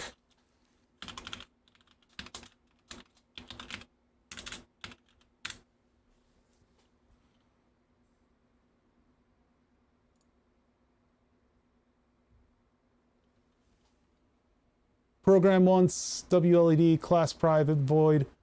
That is so little information. Yeah, example will tell us what the stuff is that we need. So we'll start with v2 empty and we'll read example and then we'll incorporate the stuff from deep sleep because we're going to work very similarly to deep sleep. We will just be triggered by a singular pin on the microcontroller. So my empty needs to have like an empty user mod thing. So I'm actually going to do this, and then we're going to go to radio off, which is what our example, and we're new text document, and it'll be radio off dot C++. Get rid of the text. Yes, I would like to change it. That's going to open up with Notepad++. That's fine. This still work. Control S. Okay, so close that. We're going to be working in Platform IO, and we're going to be developing a healthy hate for it by working in Platform IO, which for some reason Visual Studio doesn't have all the little file making things included in it, so I have to actually drop out of Visual Studio and go into the folders in order to do this sort of file jockeying, which, by the way, scares me if I have to do this in Linux because there's all kinds of permission stuff and it might not support that kind of jockeying of files. Notepad++. I like Notepad++ and I appreciate coding in it more than other platforms because it kind of stays out of your way. Whereas this, I don't know, so far it hasn't gotten in my way, but it's also very visually busy, all the stuff that's up here right now. And I don't need that. I just need to see what I'm programming. Anyway, we got our blank. So let's open up our blank now in this. Apparently it updates instantly. And there we have our stuff. So we have our private and public stuff that's going to happen. Private is for, I guess, all of our variables, keeping them within the scope of our stuff. And then public will be what runs alongside the microcontroller code. Basically what happens is the function will run this C++ file, and we go through and we do all of our stuff. We should look at the example though, because I don't fully understand what's going on. Using a user mod, copy the user mod into the sketch folder. We have that. Same folder as the INO. Register the user mod, adding an include in usermod filename.h in the top and the register user new mod. Okay, so usermod filename.h. We're going to do this with a notepad. I don't feel like opening this all in platform. It gets confusing. So in What was it again? Usermod filename.h. Platform IO override user mods. So is that in this? User mod file name. Really? User mod file name. This advice is so old. Try include.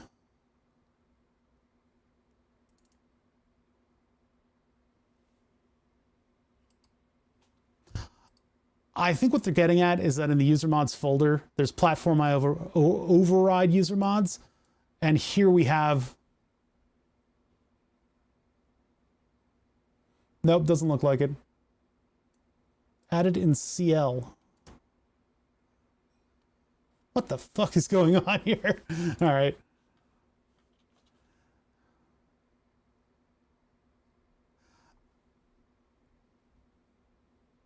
These docs could have been written by uni professors. I love how everything it says in here is different.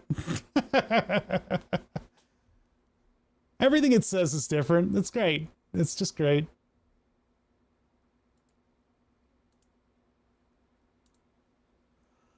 This folder serves as a repository for user mods, includes custom usermod.cpp files. If you've created a user mod you believe is useful. Oh, great. Can we wrap our lines, please? I guess not. Feel free to contribute using pull requests. No, I'm not going to do that. In order for other people to be able to have fun with your user mod, please keep these points in mind. I can't read it. I can't read it. Create a folder in this folder with its descriptive name. Radio off isn't very descriptive, but we're not sharing this publicly. Include your custom files. If your user mod requires changes to other wLED files, ours does, but the requirement is to get rid of those long press things because they're terrible. The long press causes other problems, then it's more useful for me to disable it. I wish I could find the fading code and disable that too.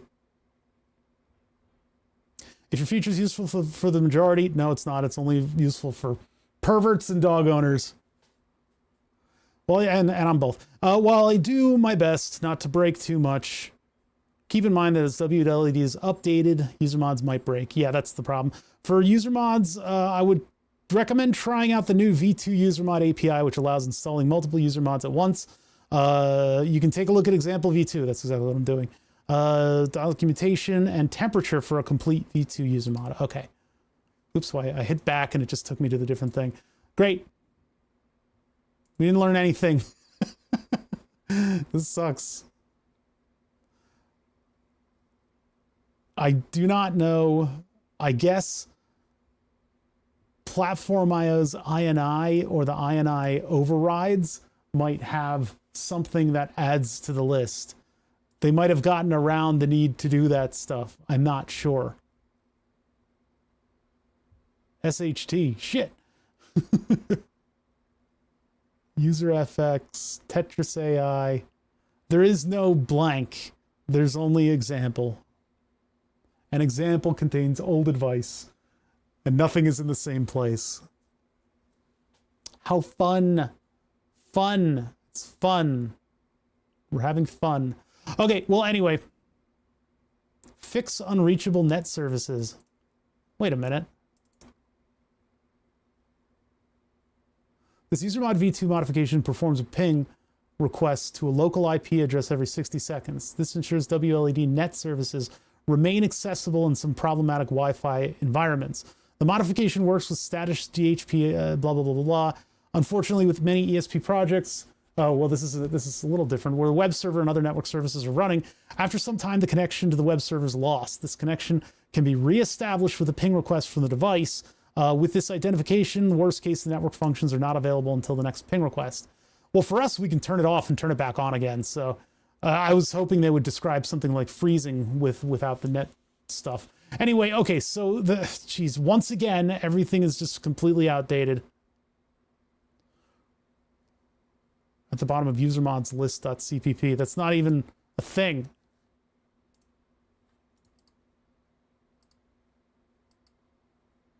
Oops. Okay. wLED nightly user mod lists.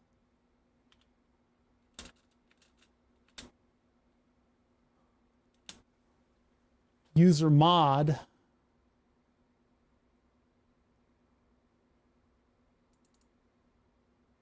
Oops, no, get out of there. Oh, .o.d, I see. Usermod.htm. Load usermods.py. Platformio override usermods. I don't know, man. Seems crazy. Okay, well, all right. Let's just start working because we have a bit of work to do here in platform.io. So in their example, class my example user mod, public user mod, class name, use something descriptive and leave the public user mod part. Okay, so we need to go into ours.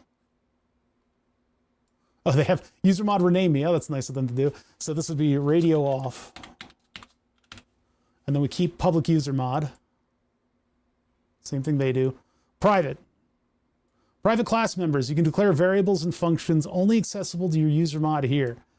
So this is where I want to drop back to deep sleep. And if we look at, they have the includes up top above everybody else.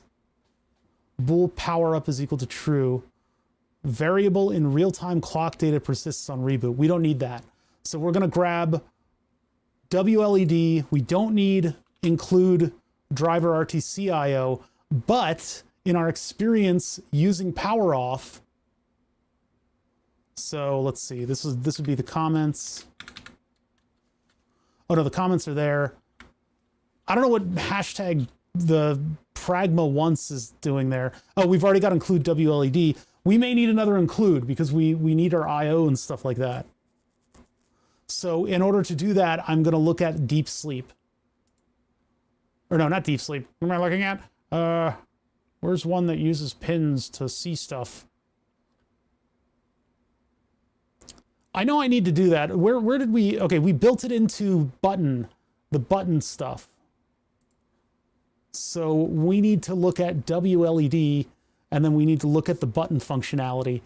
So that is up a directory, and we're actually in source. No, not source. I always go to source first, not data either. Oh, wLED 00. I guess that's the directory. And so in here we've got button.cpp. Button.cpp does not need to use, okay, so physical IO, we debounce a couple things. We came all the way down here. This is where I disabled the MQTT part. I didn't do that. Somebody else did that. Long press action. Here's the brightness fade.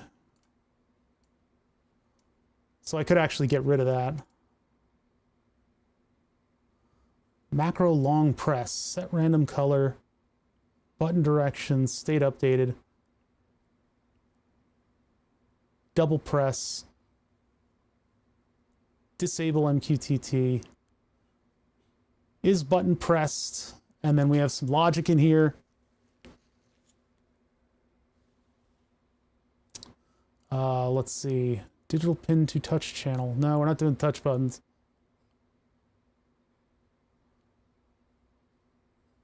Where is the, I'm looking for the long press thing where it looks for a couple conditionals and then it turns off the radio, because that's where our function is that will actually disable the internal radio on the flickering.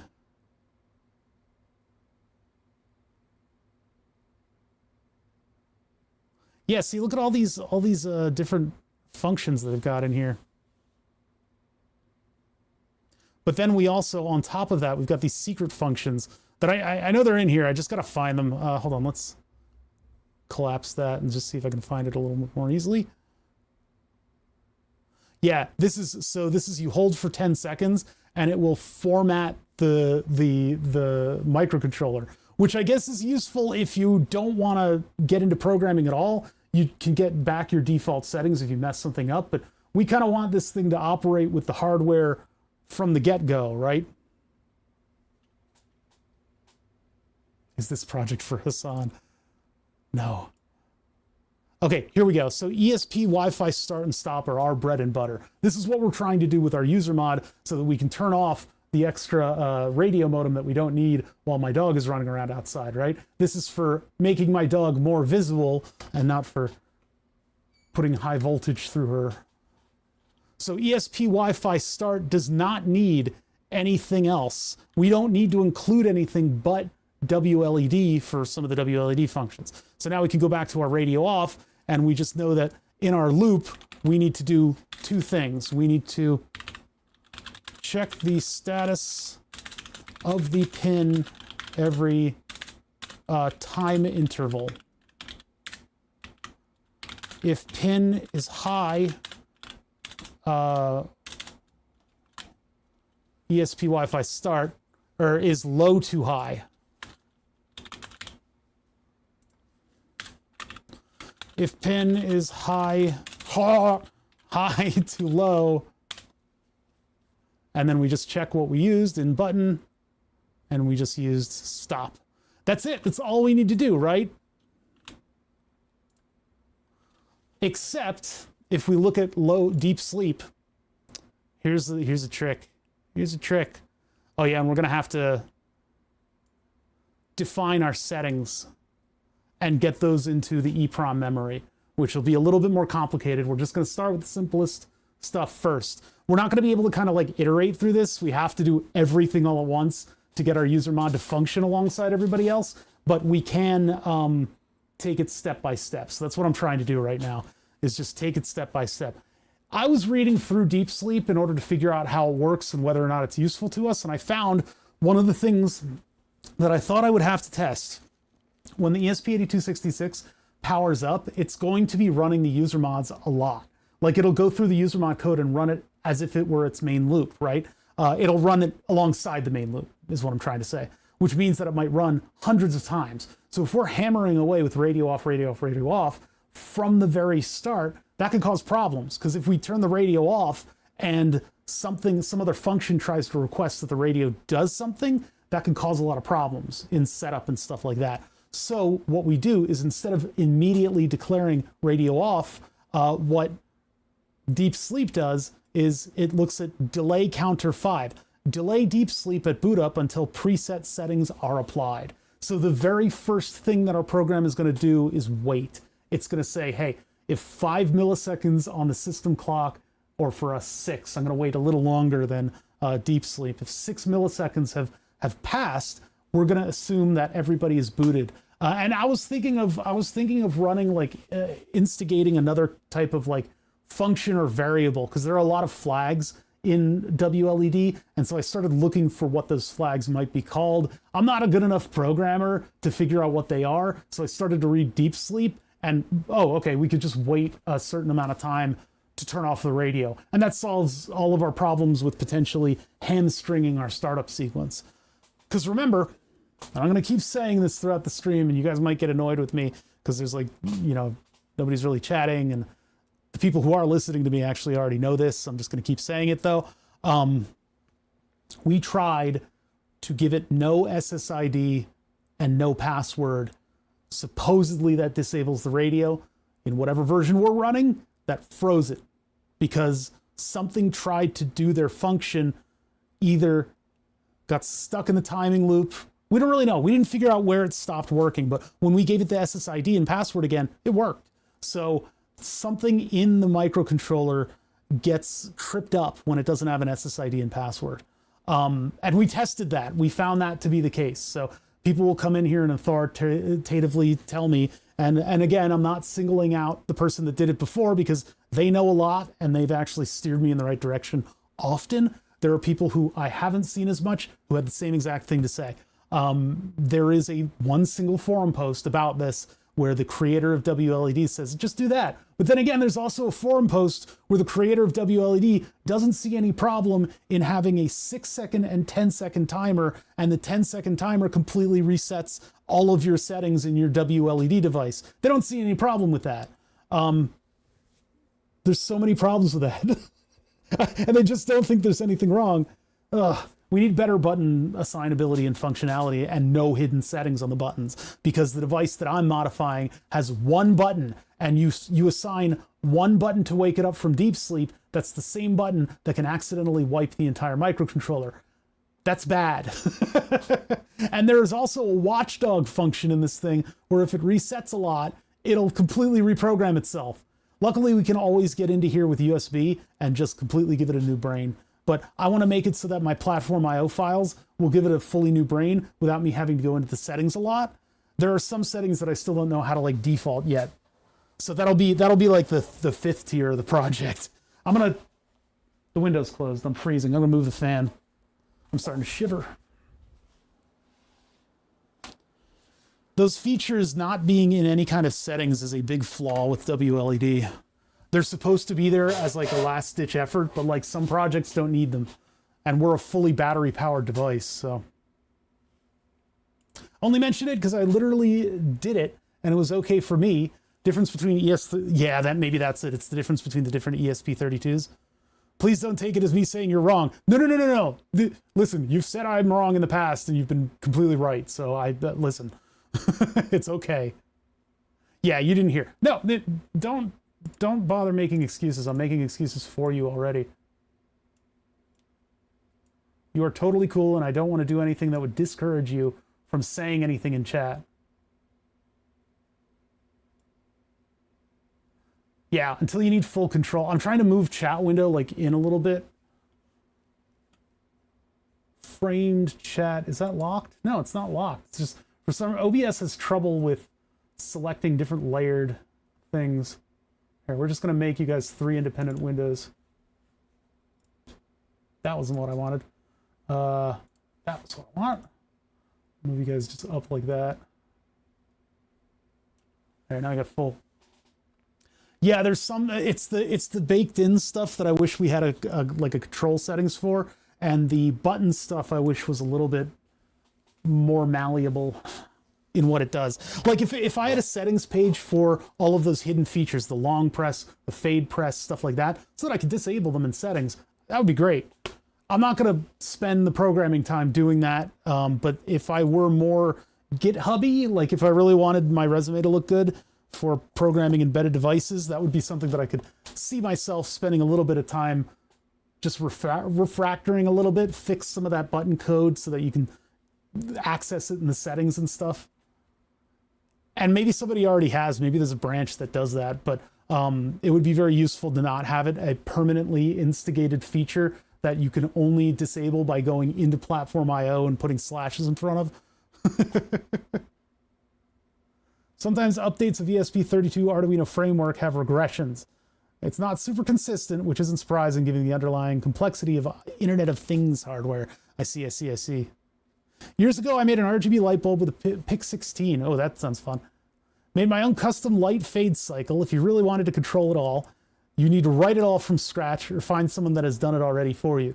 Well, that wLED has done so much already, and it's running these really, really cool user mods, and it already has 90% of the functionality that we need. I need to make user mod that does the plug-in radio off. Because the plug-in radio off is so specific to a device that you're going to wear outside of the environment. If you're going to be towed outside of the environment, then you're not going to be able to get to your Wi-Fi. And if you want to disable on an ESP32C3 specifically, the Wi-Fi, somehow we ran into it interrupting the radio modem. So we wanted to just use this radio off function under a set of circumstances and then have it be able to disable that so that we can access the web UI and easily make a playlist that uses lower power. See, this is like, it's very specific to an LED dog collar. What can I say?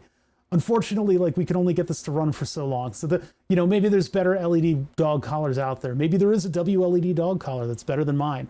But this has given us a chance to like really learn some platform IO. It's been able to, enable me to get some of this stuff rolling. Espressif, literally do libraries that break previous code. Oh God, this is a nightmare.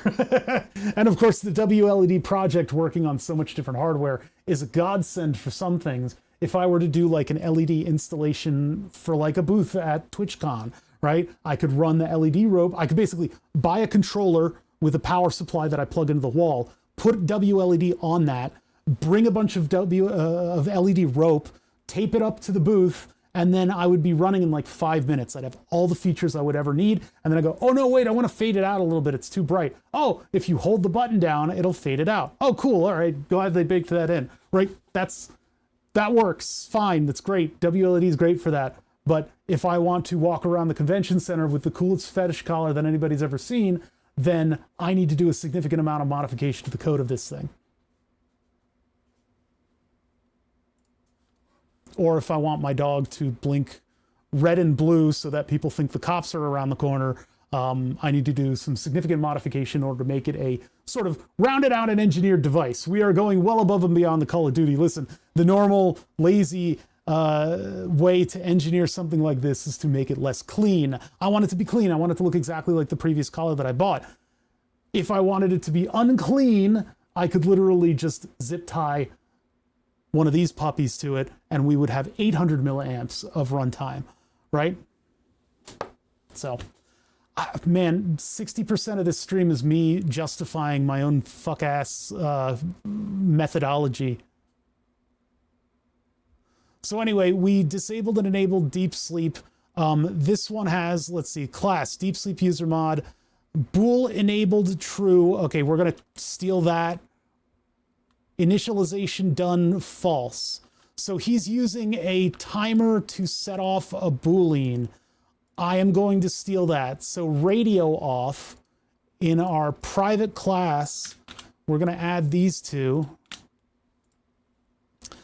Enabled true, bool init done. Now I would put, these are flags and variables and stuff, right? Caller of duty. Okay, I guess I can close button. We're going to have to remodify button later, but actually we'll do this right now.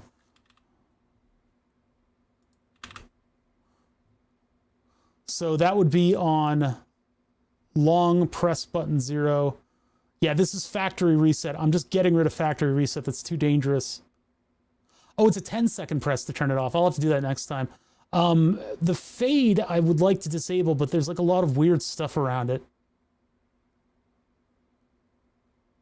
So instead, I'm just going to disable the start and stop.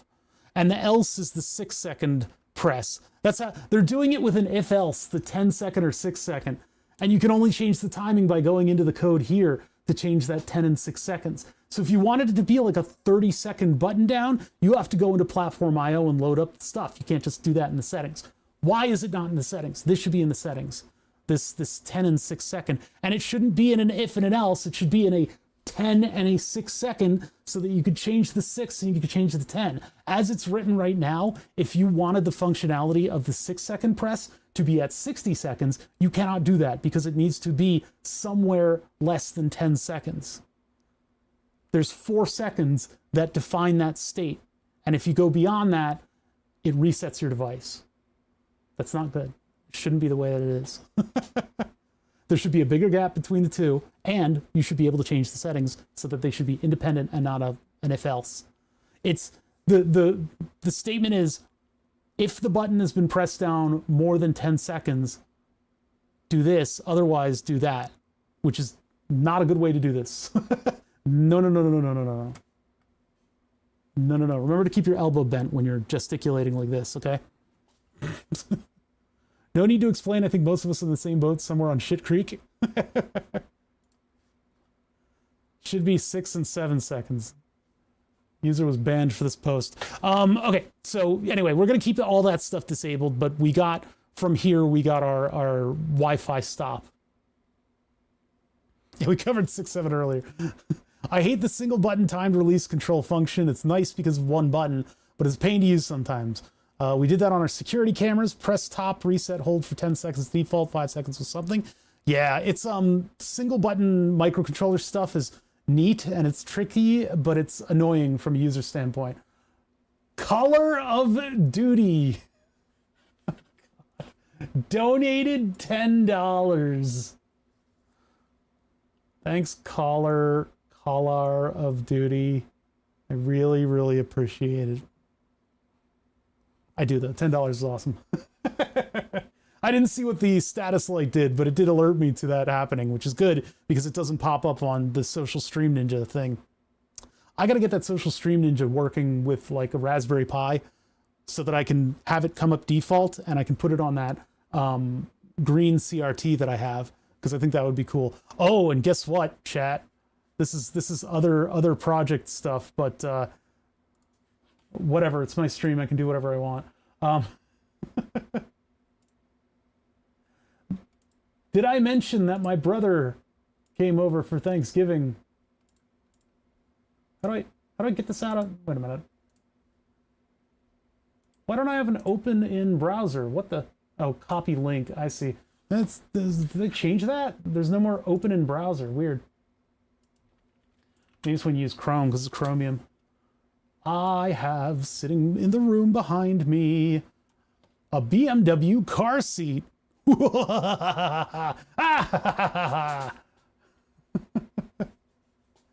This will be cool. Well, I have an entire car seat now, guys. My brother found a better interior, a slightly more luxury interior from basically a similar model car, and he ripped it out and put it into his BMW that he bought. He never thought he would buy a BMW, but one of his coworkers sold it for pretty cheap, and he's had to put as much as he paid for the BMW into the BMW to get it running again, get it running reliably again. That's what happens with these, is people buy them new, and then there's like there's big maintenances, and then there's high mileage maintenances. While you're under warranty, that's good, but when you're not under warranty and you have to do the high mileage maintenance, it is very expensive. And so typically when you buy a used BMW, keep that in mind, it's going to be right at the precipice of being at that high mileage maintenance, or it's gotten well past that and it needs that high mileage maintenance. So you're going to be spending a couple $1,000s on top of what you're already spending for the used car. That's how used BMWs work. And if you keep that in mind, more power to you on that market, because the market has gotten crazy. So anyway, this happened to my brother, and I told him it would happen to him. I warned him about this. I warned him, and he's still shocked at what he had to do. It's like, that's what you have to do. And when you do it, you get double the amount of life out of the car, right? It's going to work well into its 200,000 miles. You just have to do the work. Otherwise, it will fail you. Your radiator end caps will crack. You'll be stuck, right? That kind of stuff will happen. So anyway, he brought with him the old car seat because he was doing that maintenance, and that meant he had to go to a junkyard to look for some stuff, like little extra stuff that he didn't want to buy. And then he found an interior that was in really good shape that he wanted, and so he got that, swapped it into his car. He had these seats sitting around. He didn't know if he wanted to sell them or not. And I said, listen, that would be like perfect for us to build a sim racing setup, because I like using real car parts in my sim racing setup, and I wanted it to be a luxury car. These are a little less than luxury, but they are real car seats and not like a gaming chair car seat, and they're not like a racing car seat. So pretty cool. Manufacturers be putting 262 functions in a single button. That's wLED suffers from that, yes. Surprisingly, he brought it here. He said there was like a computer at the bottom. Like, we don't need that. This seat is a bunch of 12-volt motors that we can control using the buttons on the side. There's no computer right now, but it's a whole bunch of 12-volt motors and one explosive. And that's not the ejector seat. That is, in fact, an airbag that comes out and around from the side. But because of the construction of the seat, that backing is a solid piece of plastic, and then the front is leather. What you do, 2 bolts on the bottom, get the plastic away, and you have access to all the stuff. So we can disarm the airbag in this thing. I don't have to have an airbag in it. I don't want an airbag in it. And again, with the steering wheel project, everybody said, you should set off the airbag in your face. No, thank you. I don't want airbag burns. Airbags can burn you. They deploy very quickly. A little burn is better than a fracture. And a little bit of inhalation of gaseous explosives is better than brain damage, right? So those are the sort of conundrums that are weighed in the usage of an airbag. Me setting one off while stationary in my face is cruel. And I think you should reevaluate what you think is funny. And also, I don't want to smell the airbag and stuff. People have like legitimate trauma behind that smell. So yeah, I'm not going to be setting off any airbags anytime soon. And if I am, it's going to be in a giant field. I have 2 airbags sitting in an ammo can under the desk over there, and they scare me. So I am going to be possibly next stream, although next stream I would like to be wrapping up this project, because over the weekend I will be working on this code that we're working on right now. We're just kind of getting the ball rolling, so I'm less scared of it. I've been avoiding the programming stuff, and you can tell by how I'm acting right now. I mean, this is more of a catch up too, because I haven't streamed over the Thanksgiving break because my brother was here. But yeah, I just the detonator thing, I don't think people really like weigh in all of the repercussions of doing something like that. I'm not Uo's Labs, right? I'm not the only person in the house setting off explosives in the basement. That's fine. Everybody can do that. It's fun. No, wait, no, I think that's illegal, but whatever. Anyway, I could do that in this shop, but I don't know. I like having my nice things not have explosive residue all over them, you know? And I know that's not as exciting. Maybe one day I will live stream from my phone, and we can go off into a field and we can blow up some airbag detonators, and I'll leave with my ears ringing. But yeah, I don't think my fart worked earlier. Yeah, sometimes they fail. It's not my fault. My power reset in this shop, and I had to learn how to get all of the like broker and stuff running again. It doesn't seem like it starts automatically, so I have to go into the file server, and I have to go into the web UI of the container thing and get that started again. I know what to do now, but I think that messed it up a little, and so I don't know if it's running with all of its original computer cycles and stuff. I don't know. Node just like drops commentary stuff every now and then, and I wish it was more reliable, but there's no guarantees behind channel points, right? It's even worse because BMW had the airbag recall, as their airbags literally fired metal shrapnel into people in accidents. I can't recall whether or not I think my friend did the airbag recall. I think he said he told me he did. I don't know if I think my steering wheel has the old airbag in it, but then again, I think I swapped with like the eBay airbag that I had, because I had the E39 steering wheel, which is thin. I don't like thin steering wheels. I like my big, thick. I like to grip something that's big and thick and has like veins and stitches on it. So I swapped it for my E46 steering wheel. And because I was buying steering wheels for the driving project, I was able to put the non-M E46 steering wheel on my car when I sold it, the E46 that I had. So I have an E46M wheel. I put that on my current station wagon, which is an E39, worked exactly the same. All the digital signals from the buttons were all exactly the same. It's awesome. So that completely updated the feel of the E39 to be like an E46. The only problem is the airbag recall. I don't know if that airbag is going to be a pre-recall one. Passenger side, I know my friend did the recall on his car. The airbag that I've got in the steering wheel that's not hooked up to anything, the E39 steering wheel, I think that one has the legitimate recall airbag, the one that won't kill you. I don't know if I get into an accident, if my steering wheel will send metal shrapnel into my face. Maybe I can have one of those cool scars across my eye, you know? Wear an eye patch. That would be instantly recognizable. The Twitch streamer that wears glasses and an eye patch. Anyway, so in order to keep this thing from randomly going off with the mounds of static electricity that I have around here, what I'm going to do is I'm going to pull out the airbag, and then we'll evaluate whether or not we can remove the detonator. And in the meantime, cut the leads, strip them, and twist them together. You want to short circuit your detonators, and then it can go with the other airbags that are in the ammo can. Reminds me, my old Volvo needs the driver's airbag replaced. Yeah, it's like, maybe I should get around to not having my face torn apart in an explosive during an accident. I'll eventually get around to it. It'll be fine. Oh wait, I need this window. I need this window on my other machine. Okay, anyway, so that, yeah, I've got a car seat now. How cool is that? You can just wear an eye patch at any time. You know, I bought an eye patch for my friend's birthday, and it was like one of the best gifts that I ever got. I was visiting, we were like somewhere else, and I didn't know what to like get. We ended up at a CVS, and I'm just like, Oh, there's an eye patch. Let's just grab that. Switch eyes just for fun. Wear it for like 6 months. Okay, anyway, we took away the clear EEPROM stuff because it's like not good to have. For radio off, we're going to need a couple different variables. So we're going to need whether or not the user mod is enabled. So first check, is the user mod enabled? Check the status of the pin every time interval. If the pin is low to high, start. If the pin's high to low, stop. So we need the initializations done. We're going to need a bool previous pin status is going to equal to, for now,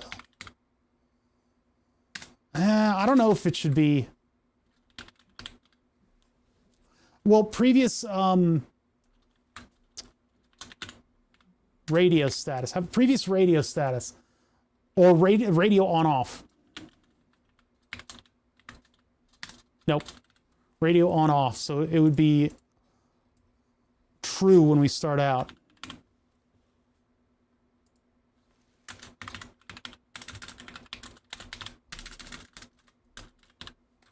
So then we can just see whether or not, if pin is low to high, ESP Wi-Fi start, radio on or off versus pin status.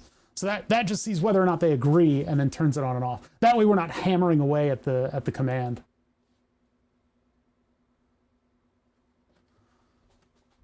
The other thing we're going to have to do is buy 80/20 rail in order to make the base of the car setup, because I've got my steering wheel over here is designed to clip to the edge of the desk, and so we'll be giving it a dedicated monitor, a seat that works electrically. I don't think it'll have presets though. Those buttons may have to be reassigned. Supposedly I have the driver's side, so the controls are on the right, but I didn't see any like mode buttons on that, which is good because you know, it's not going to have a computer. We'll need to assign a microcontroller and motor controllers, and we'll have to see whether or not the little motor controllers that I've got in my bin will do a full car seat. So the next stream might be a car seat stream. I think we have enough content for me to do some testing and blow up a couple motor controllers, right? I changed my title in YouTube, right? It's not the old one. Yes, I did that, right? Yeah, electric dog color. I'm being a dirty little liar. Not really liar. I'm sort of bending the truth. How many thousands of viewers do I have? 1! Awesome. Hey, did you guys show up? I have digital electronics exam tomorrow at university. Hey, arg, deep Coldry. I think you guys showed up. Yeah, I saw the Rhine Labs. I don't think I saw the electronics exam. Oh man, if you're still there, good luck on the exam. But I think according to the chart, you've left already. You came in, you said you had an exam, I didn't see it, and then you left. This is the cost of me missing the YouTube. Okay, yeah, so we know what we need to do. We know the stuff we need to do. We have variables that'll set it up. Because I don't know why I would need initialization done. I guess init done.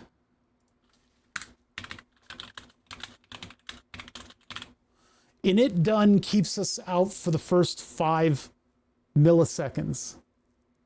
So we'll initialize, we'll set up all of our stuff if the user mod is enabled. Maybe setup should also look at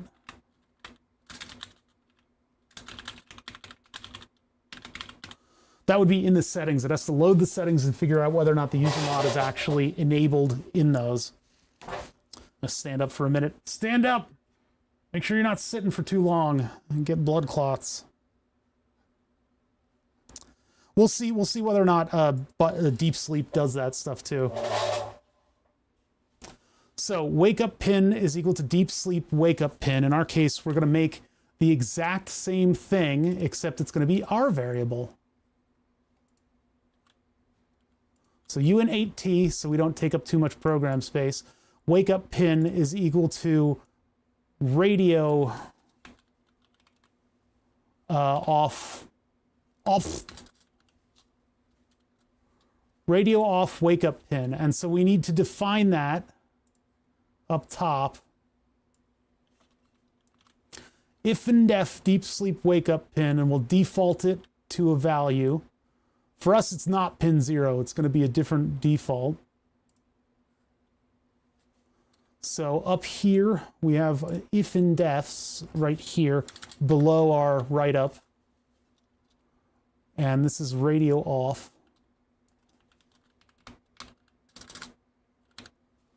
Radio off, we'll just call it radio off. And our wake up pin is going to be, drum roll please. I don't have anybody that can enable a drum roll. Back when OctoJ watched my stream and was a mod, I could have given him stuff that would allow him to do that. I believe it's going to be D5, which is GPIO 23. Let's just double check on that. Which one aren't we using? 9. Are you saying no to me? Is that what's going on? This one. The second one up, row 54, which is... Oh, you were drum rolling. Oh, did you try to set off a fart? What happened to the fart box? Oh, I unplugged it. Oh my God. Sorry. When the power went out and I didn't have the MQTT broker active, the fart box was constantly farting. I could have sworn that I heard somebody set off a fart during the stream. Oh my God, I've got dementia. I've been hearing farts in my head. What the hell? I forgot to plug it back in. I unplugged it because it was constantly farting because it wasn't able to get the MQTT broker. And so when I finally figured out how to get that started again, I forgot to plug it back in. So anyway, here's your farts back, everybody. Sorry. For anybody who lost channel points on farts, email idon'tcare@twitch.com and we'll get those reinstated right away. D5, GPIO 23. MQTT calls the fartlanche. There's no queue.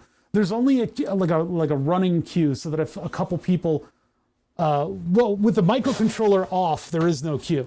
The queue exists inside of the device that I powered down. So yeah, you guys were robbed, but I don't care. I don't care. Maybe you care. I don't care.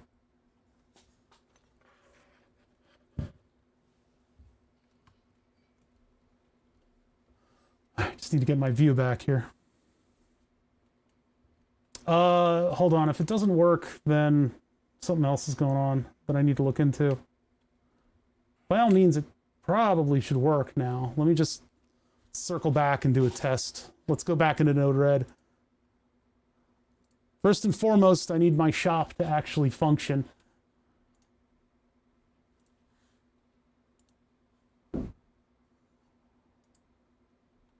How do I refresh? Let's just do this. All right, where's the fart box? Chat message, raids, subber gift, points redeem, fart. I don't have a test thing in here, do I? Add a button.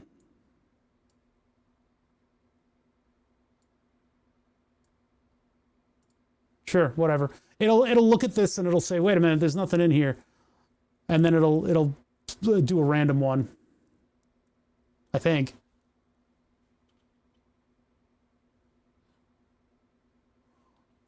Because our derail.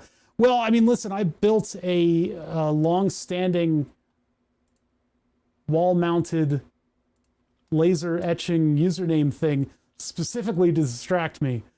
And that way I'm immune to people coming in here and saying, this fuck-ass Twitch streamer doesn't do any work. All right, so I guess that didn't work. Injecting a timestamp didn't work. No.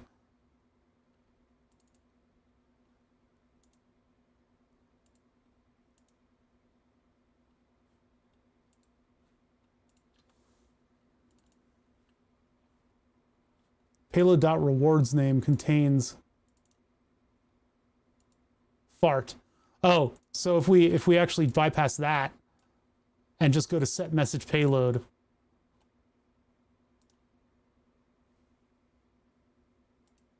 That technically should be setting off a fart. Actually, you know what? The way we test this traditionally is that I have infinite channel points, so I can just literally...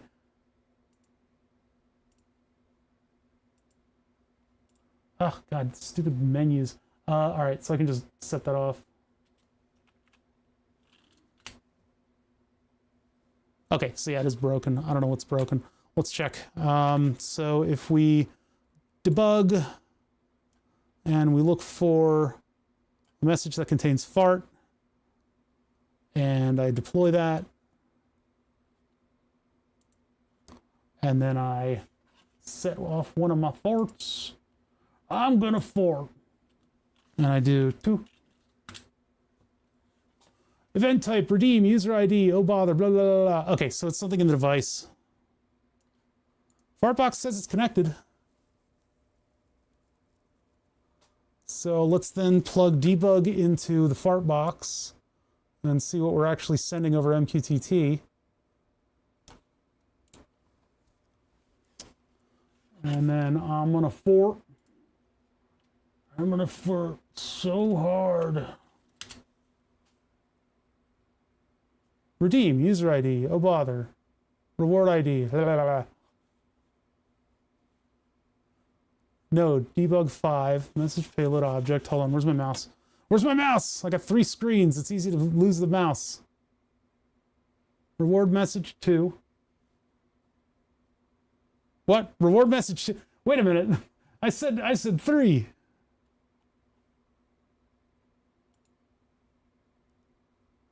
To a nullified at, and it did all the connecting and stuff to MQTT. So what's going on, Fartbox? What are you doing? I guess I'm gonna unplug it and plug it in again. Wait a minute, plug it back in, let it do its thing. This is not, of course, reflecting its status, but okay, there's our initial fart. So that means that I think it's back up on the network. So if I send it number 4, there we go. We're all fixed now. Get rid of the debug and redeploy. It was a base level IT solution. Unplug, plug back in. Yeah, you guys are back. Until you annoy me and I unplug it again. This device needs to exist to the state where I just depower it in order to shut you guys up for a minute.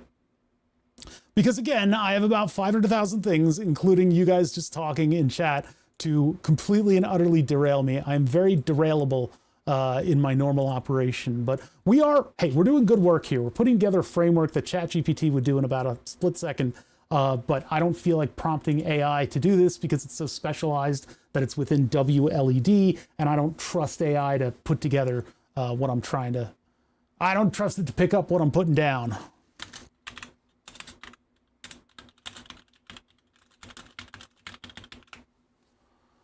So pin 23, I'm defaulting to it. I'm not doing a pin 0 situation here. Hit save before I lose that. So these are the settings that I think can be overridden by the settings files, including the menu and the saved settings within the EEPROM.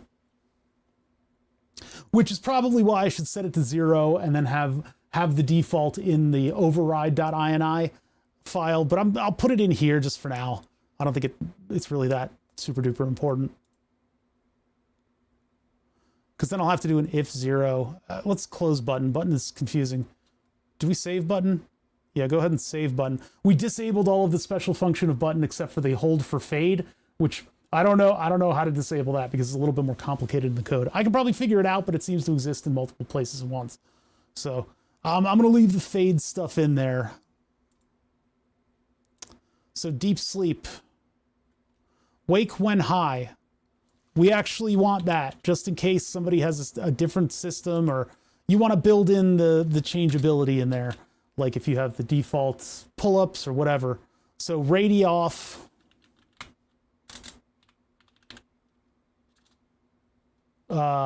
Radio off leap. No, radio off.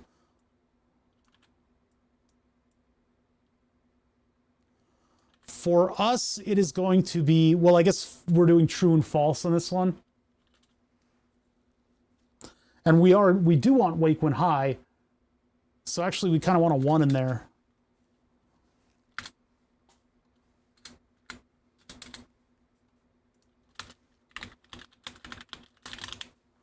I don't know if deep sleep works a little differently than what we're doing, but that's how we're going to do it. So when true, wake. False would be when false. Yeah. You wake up high. Okay, so deep sleep.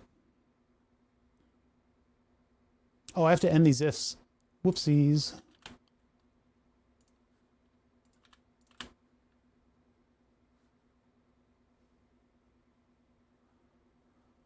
Heading out to dinner. Have fun. Hope it goes well. Thanks, Ben Gizmo. I appreciate it very much.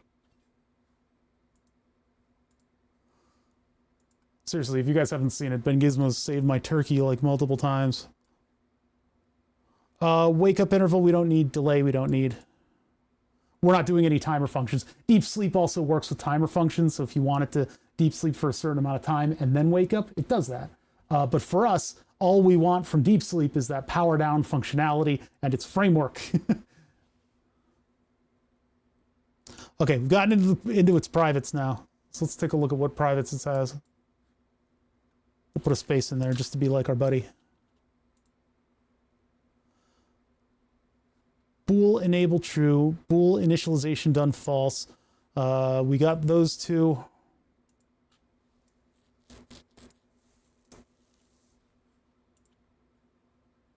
Enabled true, init done off. Radio on to off or off to on.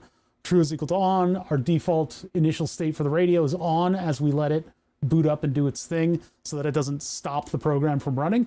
So we do radio off, true. Wake up pin is going to be what we assign up here in the if and defs, which can get overridden by the platform IO override, which is where our defaults should go. So actually what I'm going to do. So that one's going to be 0. That can get you into a bad situation, but I'm going to have to like, yeah, set 23. Set in override. So what the override does is it comes in and it says, oh, it's actually this now. That's just how these like multi-platform programs work. So I'm probably, I don't know, I should probably also check to see if it's an 8266 or anything but the ESPC32 or 32C3, because the pins and stuff will change on the C6. But I don't know, well, maybe we don't need to get that advanced right now.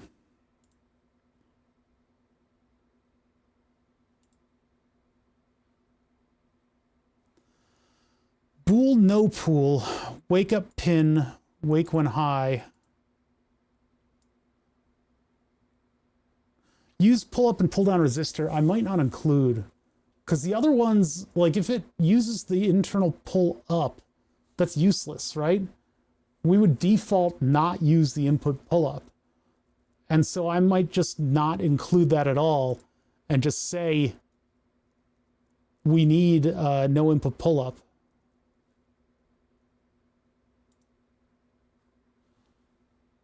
Does this do /star? Yeah.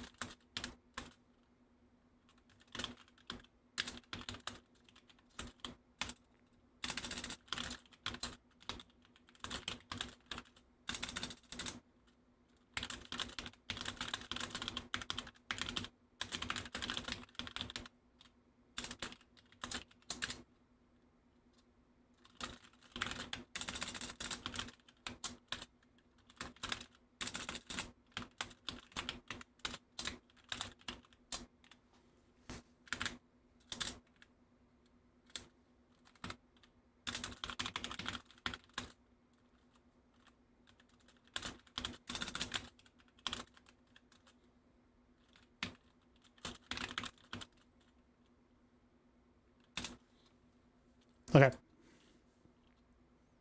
That should all be tabbed in, right? There you go. Cool, cool, cool. We've already started our commentary.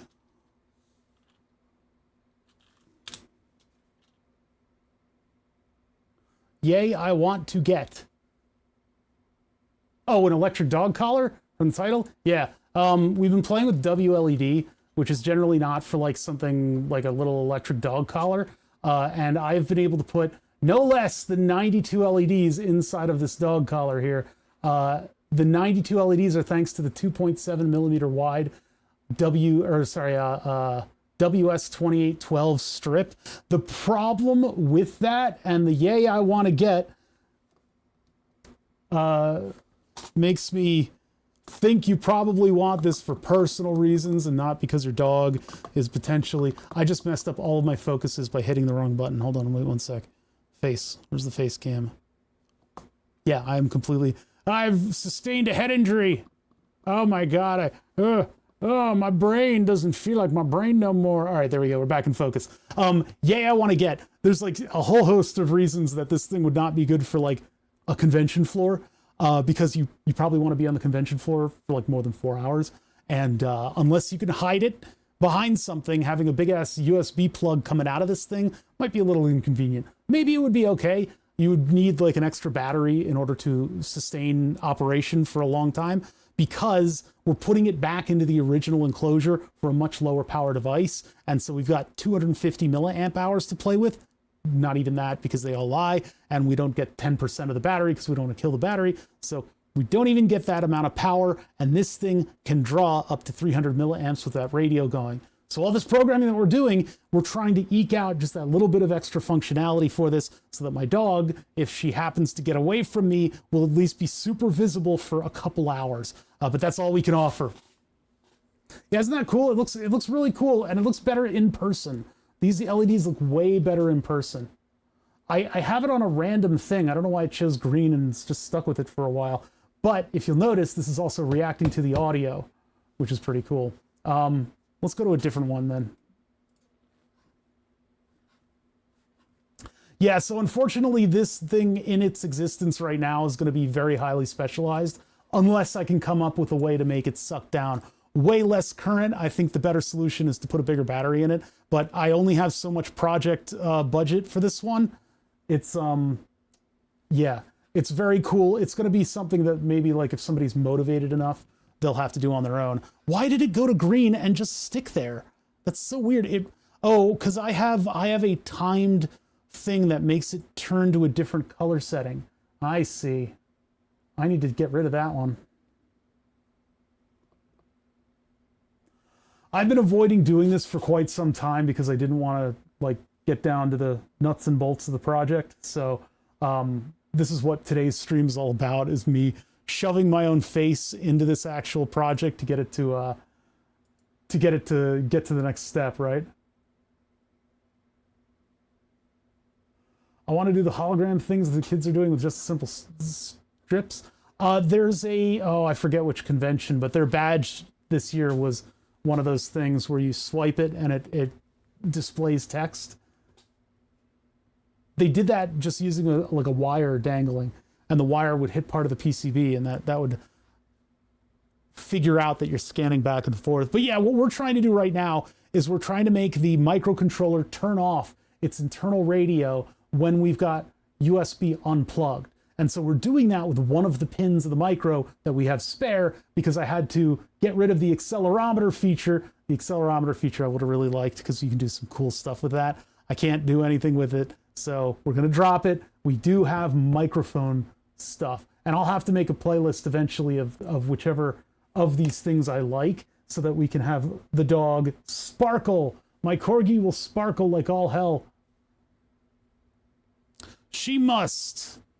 The problem is my corgi is a fluffy corgi, and fluffy corgis have long hair, and her long hair around her neck completely covers over all of these LEDs. So it won't be as cool as I would like it to be, but I think it's worth it. Having, what, 4 to 6 streams that are 5 hours where I'm working on this thing. Okay, wake up pin is radio off wake up pin.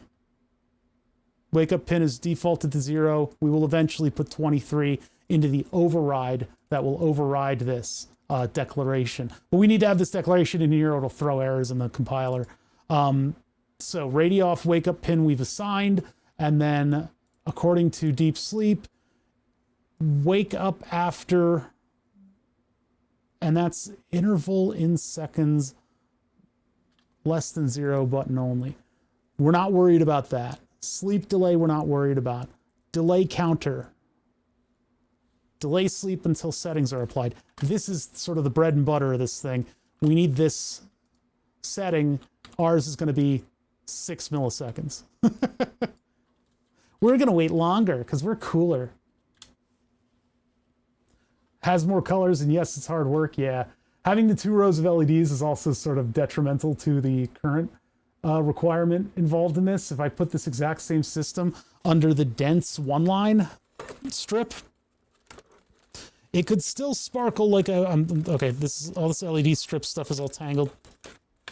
One sec. This also fits inside of the dog collar, but 1 row doesn't look as cool as 2. These would also be a little bit brighter. But again, yeah, 1 row doesn't quite look as cool as 2. So the first step is just making it work. Yeah, that's important of any project, and I'm doing this thing properly instead of sort of the haphazard slapdash way that some, like YouTubers and Twitch streamers would do it. They would do it very quickly, and you would just get everything running. We did get everything running except for our low power features, which are important if I'm going to stash this thing back into the original enclosure. So that's what we're working on right now. And it takes work. And I haven't been working on it because I've had, 5 people and a dog extra to, feed and room and board while during the holiday. So yeah. We've been working on this project for a while, and I know users are probably a little bit sick of it. So we took some breaks for other stuff. I've got cool other stuff, like new stuff to work on too, and we'll start working that into the mix as well. I'm hemorrhaging users into the afternoon here. All the Europeans are leaving to do things like sleep. So let's see, what do we got in here? Last loop time. I think we still need last loop time for our initial delay. So we'll pull that in from deep sleep as well. Electric glitter, that's a good way of describing it. I need that puppy to sparkle. She's gonna sparkle. Strings that are used multiple times. This will save some flash memory. Name and enabled, huh? I guess I'm gonna grab this. If they're using it in this program, I'm gonna need it. It's just gonna get out of my understanding of how user mods function.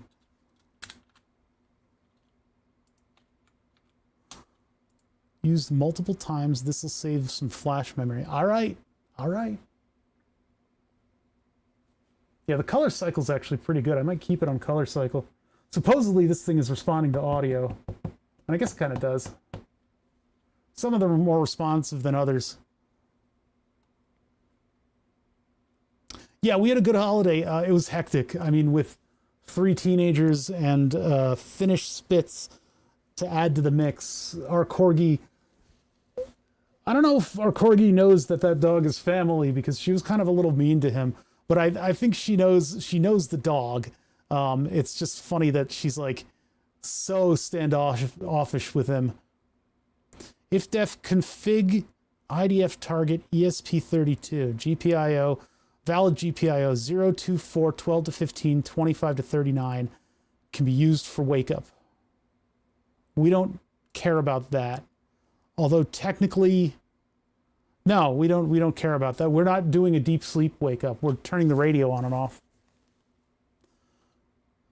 Defined target ESP32S2 wake pin less than okay, we don't need that one. Config IDF target ESP32C3 GPIO 0 to 5 can be used for if wake pin is less than 5, return true. That would be some way to tell it that you've used the wrong pin, but I don't think we need that. Yeah, because here's the error. Debug print line. invalid wake up pin.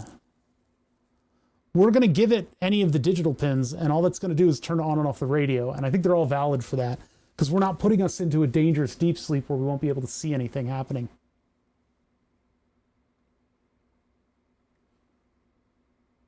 So public, inline, void, enable, bool enabled, enabled is equal to enable, enable, disable, the enable mod. Okay, we'll take that. Inline bool is enabled, return enabled, get user mod enabled, disable, enable, enable, enable. All right, let's take all the enable enables and enable the enable in our enable with our navel in order to put it inside of the enable. That's public. All right, public. Public.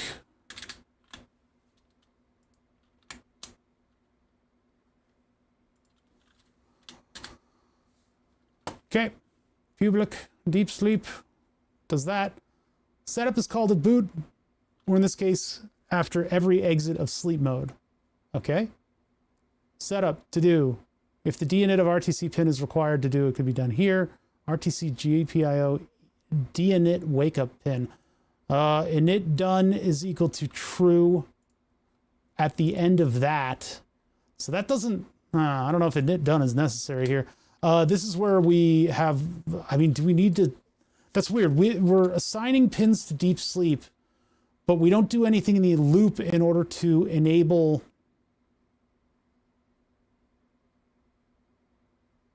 If millis is minus last sleep time is less than sleep delay times 1,000, wait until delay is over to return from that. But that could just return false. Wait, why? Does it keep it in here until that's true? In which case, using deep sleep with our function would, well, we don't know when ours is going to run. It seems like this is trapping the program and not exiting the loop. No, but it doesn't need to return to exit loop. Huh, this is strange. Okay, so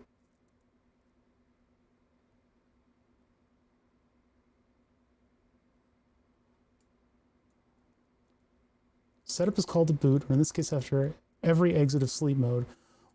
Do we need to initialize that pin? It's initialized somewhere else, like in button. Button might be initializing it. Let's look at button. Button. Where were we? We were down here in the main source. And down here is button. It would be under B for button. And so in button,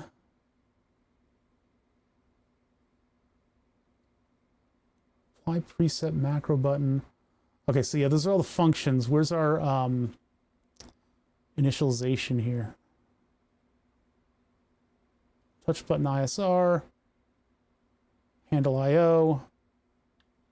Are these mostly declarations of functions? Maybe that's what's going on here.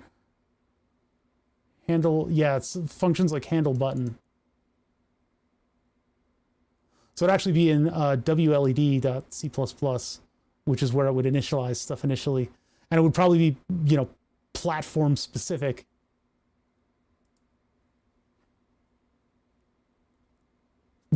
Oh. Oh.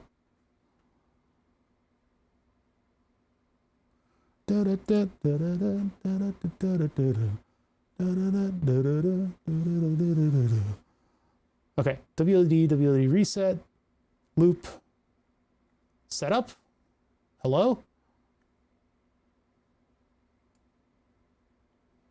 Oh, Arch, Ethernet, C, use PWM fix NMI, class implementation, holy hell.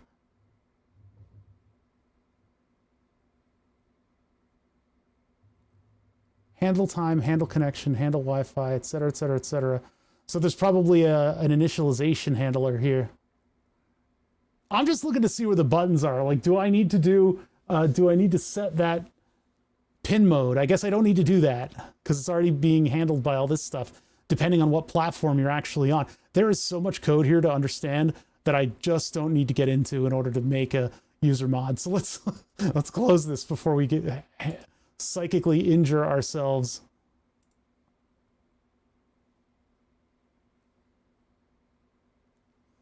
What is going on in this window down here? It's just distracting me with all this stuff that changes. These little things, these keep saying, what are you doing? Why are you doing this? Get out of here. Okay. Okay, so anyway, I guess we don't need to initialize the pins in any way in our loop, which means our run once thing is going to be just as short.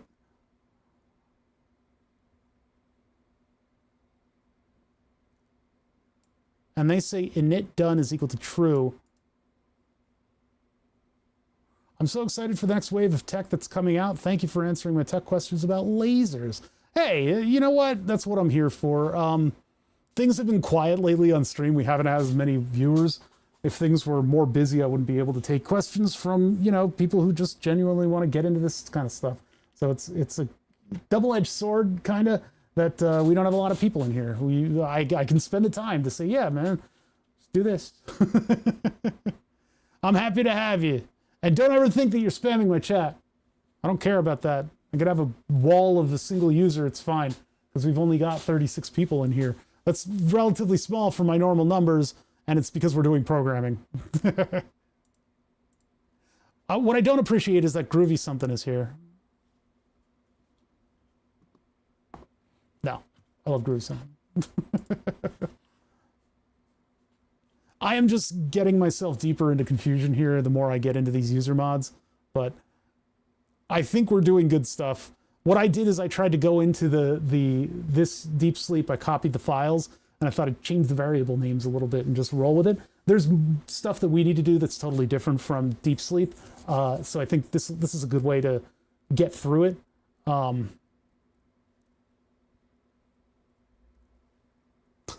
I try to be funny to certain people. I'm funny.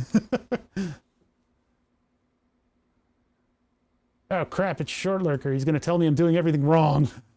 All right, we're getting into the loop. We're finally into the meat of the program. If enabled and not off mode, disabled or LEDs are on, last loop time is reset. What does that mean? We're going to steal it. I don't know what it means. What is Bottle Cat? What am I looking at? Actual donut throw. Oh, because that's actually Manny. Oh, I see. It's a Manny emote. Hey, listen, donuts are very special. So I don't really agree with throwing them. Wait, is that going in setup? Control Z, Z, Z. No, there's nothing in setup, weirdly. There's nothing in setup, and when we start our loop, we start with if enabled or not off mode, disabled or LEDs are on. Last loop time is equal to 0. We reset our timer and return. What? I don't understand where the 5 millisecond before starting up gets in. Because if that's implemented by deep sleep, then I don't need to do it. If it's stopping the program from functioning for 5 milliseconds on initial boot, then as long as deep sleep initializes before us, we can immediately turn off the radio. Or maybe we just want to wait another 5 milliseconds. I'm trying not to distract what you're doing, though. I'm so excited at seeing an idea I had. Someone's actually doing it. Oh, were you thinking of making like a wLED dog collar? If anybody's interested in this code, I'm not keeping it a secret, you know, obviously, because I'm doing it on stream. I just don't know if I'll get to putting it up on my GitHub and like properly branching it and everything. So if people are, when I get it working, if people are interested in the files, I can throw them over to them. And I'll of course make like a schematic for the whole thing so that you guys don't end up breaking stuff. But then again, I don't want to be responsible for people breaking stuff because we are indeed playing with power we do not understand, with powers that are bigger than all of us. The ability to brick a microcontroller is in our hands, and we're not worthy. So what is Deep Sleep doing next? They do that little loop, then we do another one. If sleep delay is greater than 0, last loop time is equal to 0. The last loop time is equal to the millis, which is the milliseconds since the microcontroller started up. If millis last loop time is less than sleep delay times 1,000, return, wait until the delay is over. So this is going to catch us and throw us out of the loop if the wait time is less than what we want. So actually, the program is not stopping everything. It's stopping its own personal loop, which is what we want. So we, just like ChatGPT, steal the code. And of course, our if had too many spaces on it, so we bring that back over so that we're formatted nicely. I want this to work for you, but mostly I approve of putting LED dogs on doggos for safety based. Are you sure? Are you sure it's not a furry thing? It's probably a furry thing, isn't it? What is, hold on.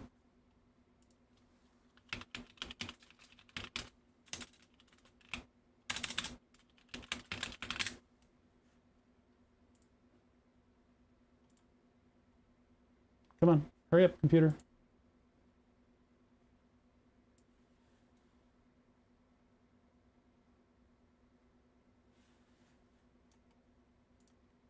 I should probably put that in OBS. Okay, let's see. What are next? So we've done, yeah, hold on.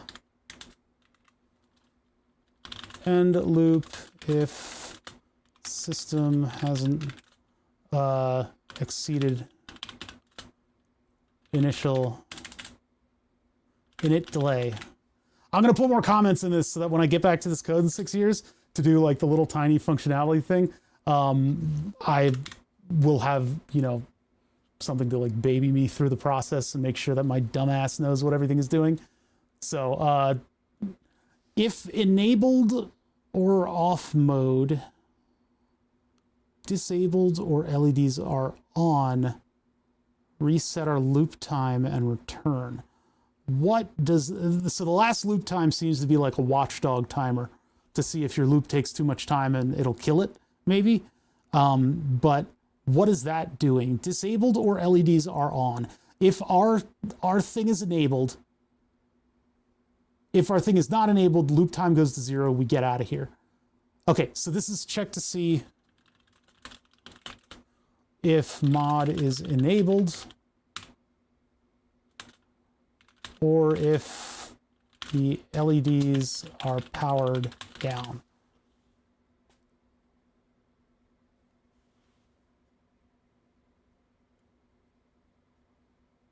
I had Aki at Wawa, and it helped him get in the dark backyard and or camping. The LED color is really good for that. Yeah, it like the original one that would last like hours and hours is really good if you've got like, especially around now when I'm walking the dog at like 4:30, 5 o'clock, and it's just, like even darker than it is right now. Look, you can see the sun's setting, and it's only 3:40 here in Philadelphia. So it's good if you have the dog is like, because Willow, I walk her off leash. You know, I'm guilty of that. She's very good off leash. She stays around me. She's still I'm burping. Smells like turkey. She's really good off leash. It's just that she's also a corgi, and corgis are stubborn, and so she will be stubborn about things. And so there are times when she can kind of get away from me. And so having a bright lit up dog collar is very easy to find her with, but it also kind of functions as a bit of a flashlight for her. I also have I constantly keep a flashlight in my pocket because I'm one of those kinds of people. So I actually do have a pen light that I keep on me, and boy, I know I'm being that guy, but having this flashlight on me at all times is it's good. You know? So when I take the dog out for walks, I also have a means to illuminate things. But like if she gets away from me, I can tell which dog is which because they all have different colors on their collars. Of course, now it's going to be even different than that. I'm debating about whether or not I want to be able to use one of those remotes on it too. If I want to put, I don't think we have the pinouts to do that. There might be one IO that we have left, in which case I could maybe put an infrared remote on this thing. So anyway, we know what these two do. These are checking to see if the mod is enabled or whether the LEDs are powered down. And if they are, then it kicks us out. So we're not wasting computing cycles on things like this. Now, if the LEDs are powered down, we don't really care if the LEDs are powered down. Because our mode is about disabling or enabling the radio. And if we disable the radio and the LEDs power down, we might still want to be able to turn on the radio again. But if the radio is powered down in off mode, we're in deep sleep when we're in off mode. This just might not be relevant, the second part of this. I'll keep it in there, but it might not be relevant.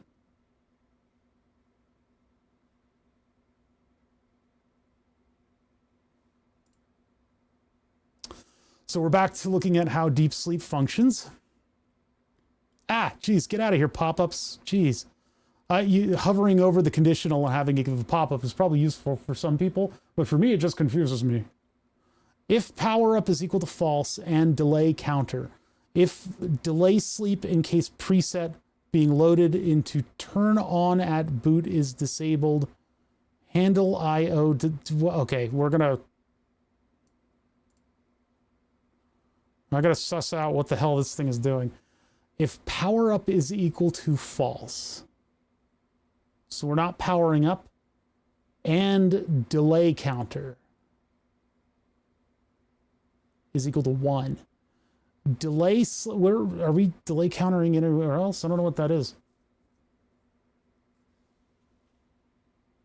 Watching you work with ESP is making it not seem so scary or overwhelming when I want to do something similar. Yeah, and again, I'll share code in the Discord if you're in the Discord and you're like, I want to start on this thing, I want to read what Bother did with his code, or Bother's code does exactly what I want to do. Just ask. I'll give you it all. Because you don't have to watch through multiple 5-hour streams in order to figure out what I did. You can just look at the files. And similarly, the technique that I'm doing, the way that I'm doing this is sort of, I don't know if this is an official way that you would do a programming thing like this, but I'm so Bush League, I don't know what I'm doing. So taking it from the approach of, here's the template, what do I need from this other thing that does exactly what I'm doing? That's sort of the way that I'm approaching this.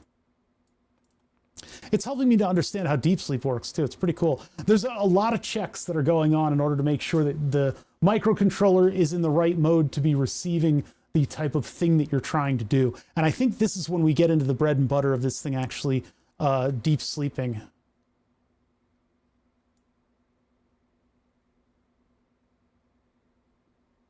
But we don't need to worry about the power up and down. We're just looking to see whether or not that pin is high or low. And then we need to toggle it based on that logic, depending on what our previous state was. So we may be able to simplify a lot of this stuff, but we're still kind of getting into it. This if statement goes to here. Okay, so we've got sort of a closed if statement. Power up is, so we're not powering up. What is delay counter? Delay sleep at boot up until preset settings are applied. So power up is equal to false. When power up is true, we will have powered up.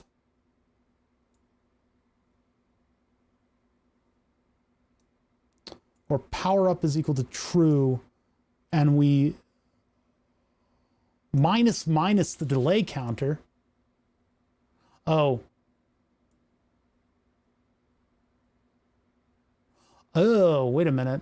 This is checking to see if our device is bricked.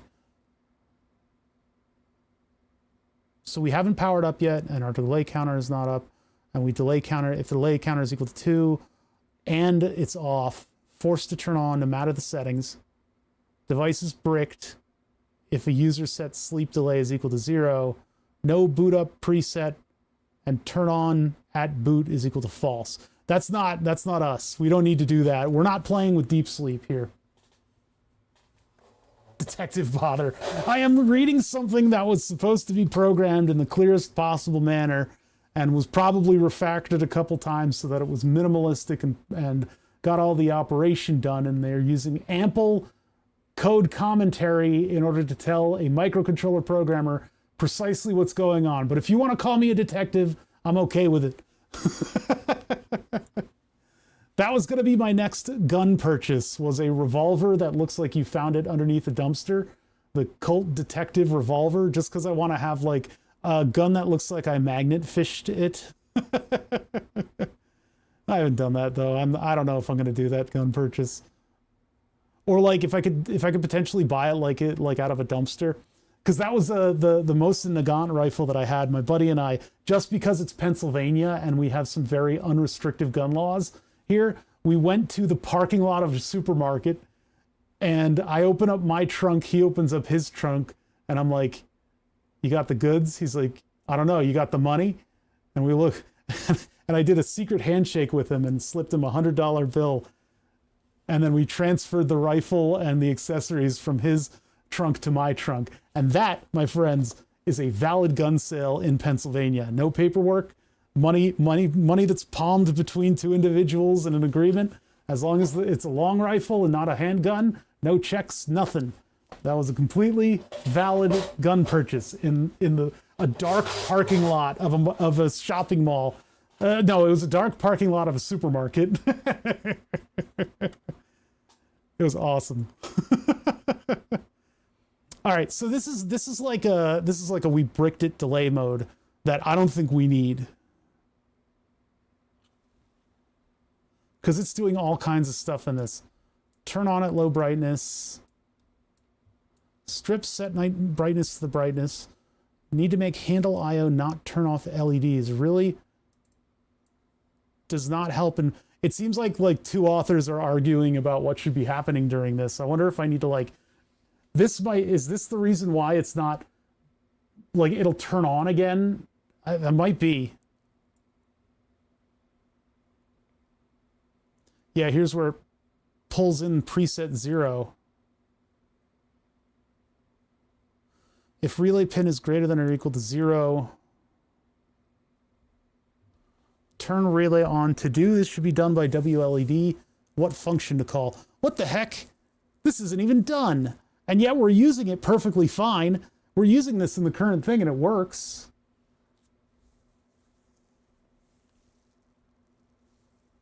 This is all of this stuff here might be giving me the weird functionality.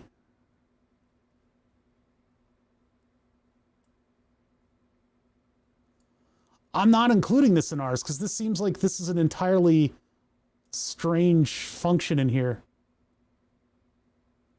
So this is entering a deep sleep. Power up is equal to false.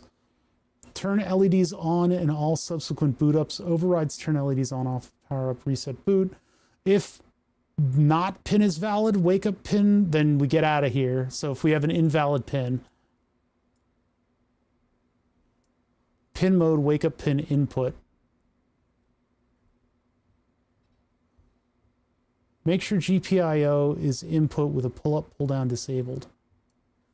Interesting. So I could put that in our setup.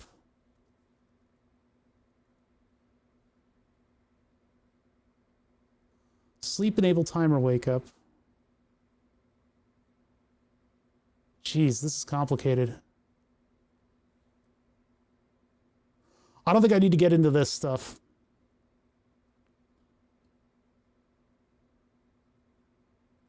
Oh, here's where we're setting this up. Wait a minute. But this is in your loop.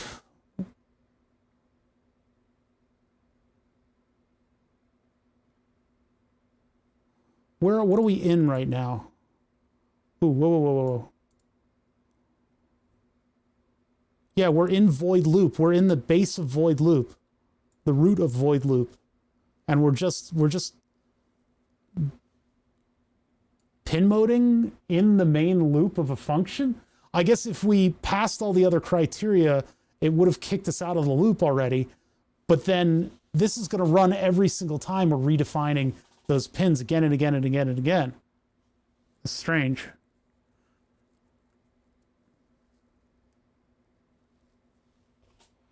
So if the pin is valid, we're not returning. This is how it goes sometimes. It's crazy to me. This is crazy go nuts. I guess because with deep sleep, it might mess with the way the pins are defined, so it's just doing this every single time.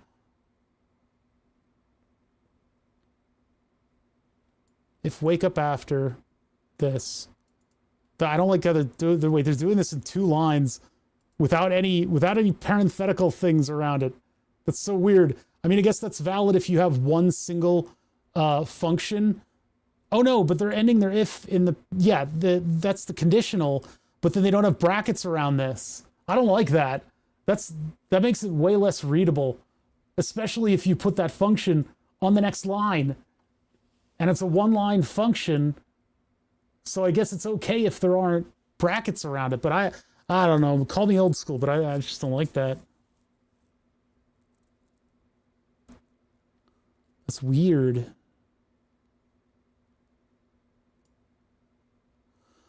So if the pin isn't valid, we return and we're out of the function. If it is valid, it's not going to the next line, is it? Is it? Yeah, it is. ESP error T, how over error equals ESP is okay. So that means everything's okay with the pins, I guess.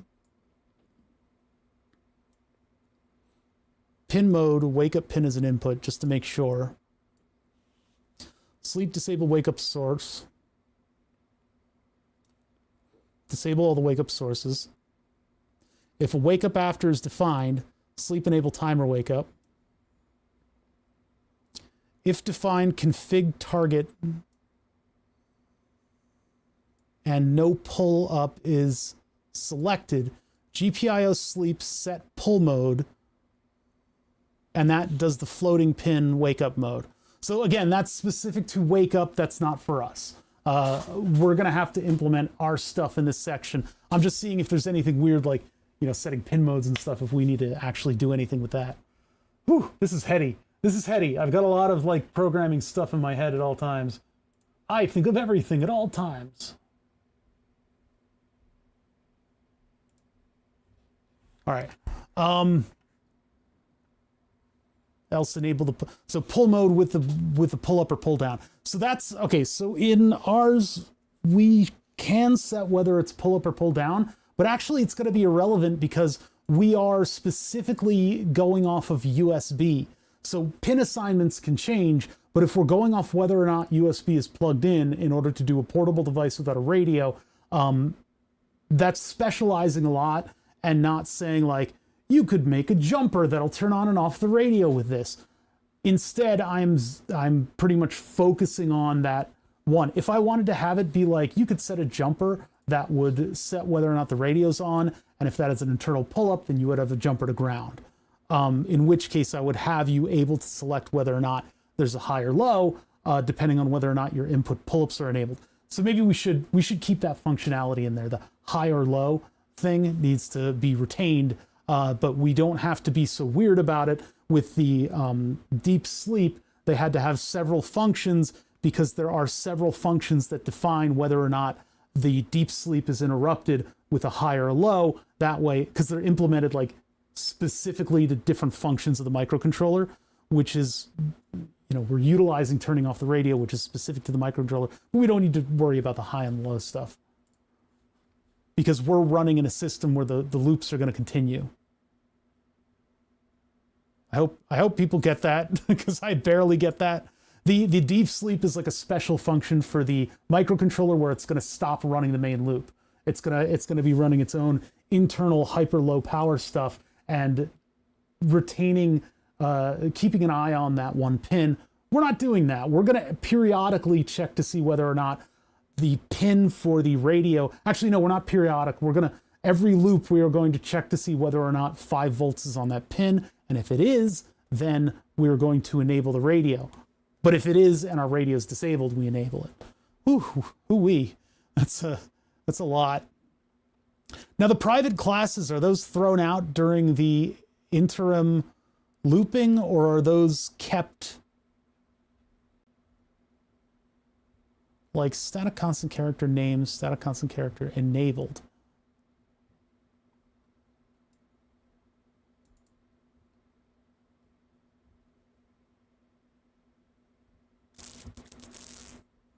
Hmm.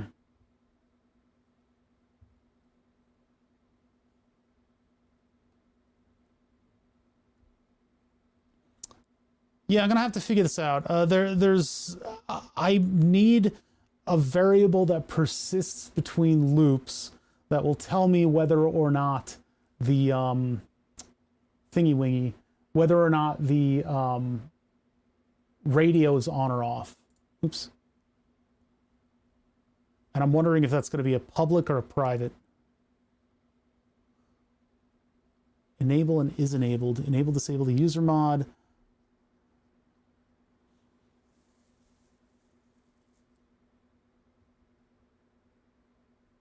Well, we'll run into that eventually, I guess.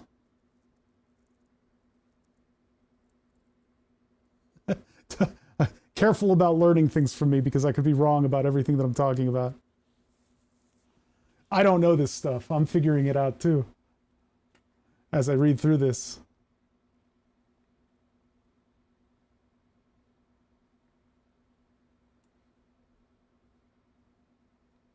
Yeah, so that's where it goes to sleep. So we're not worried about that. And then this would be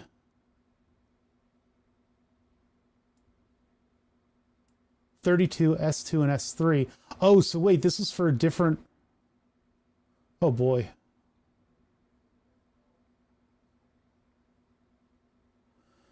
ESP32C3 as the config target. If no pull, these are specific to the C3.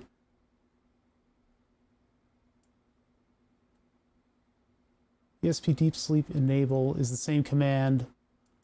And then, wait a minute. Oh, I see. If defined, then it does all this. And then this else pertains to the whatever it is, the poundy thingy. Else, this is for the other microcontrollers. And it does its business of putting it to sleep. There are different commands for different microcontrollers because ESP changed its low power stuff to allow more and less. Learn from Bother and get ChatGPT to proofread. Oh, God.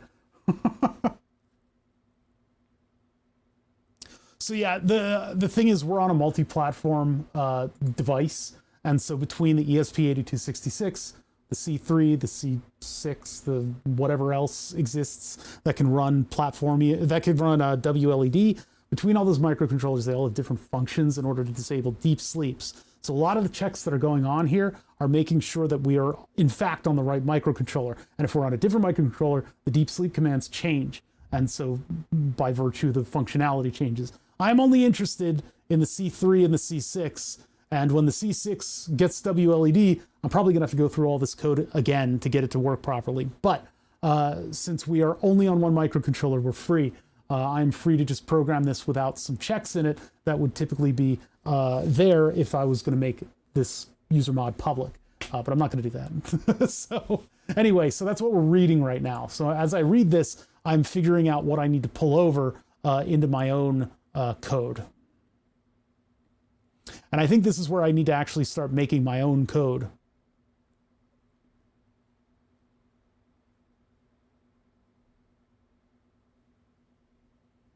What's up, Gonad? How's it going?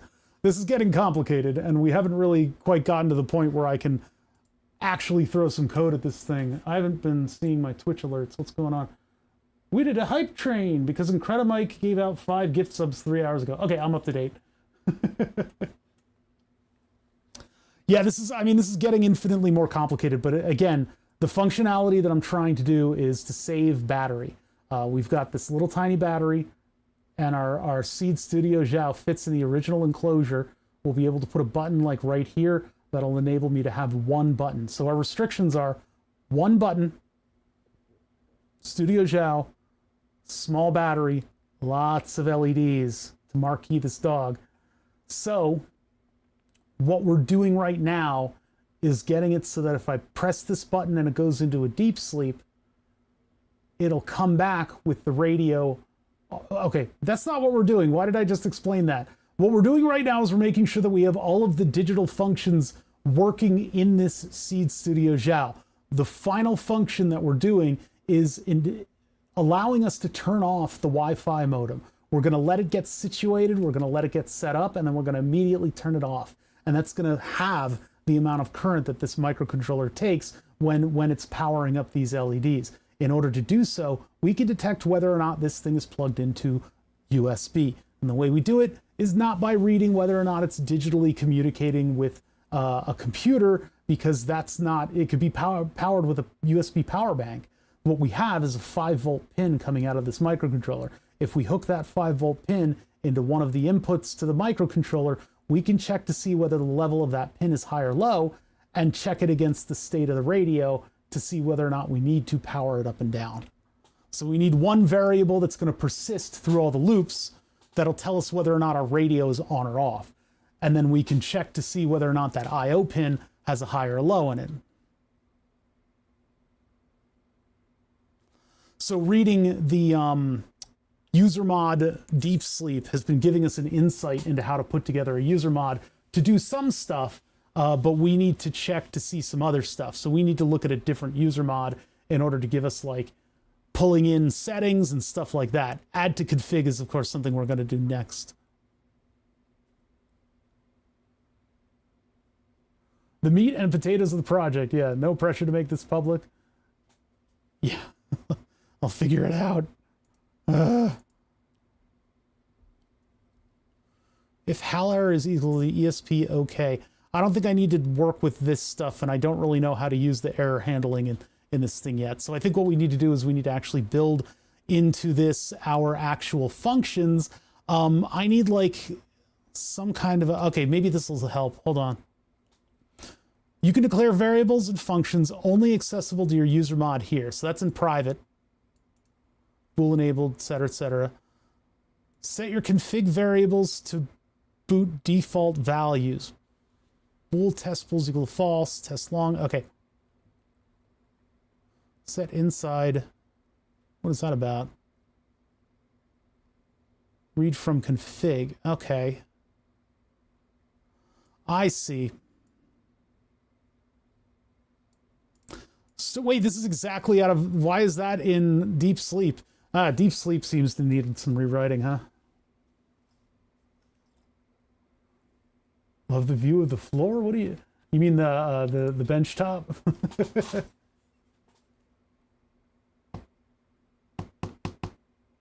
This one's a little, hold on, let's find a different one.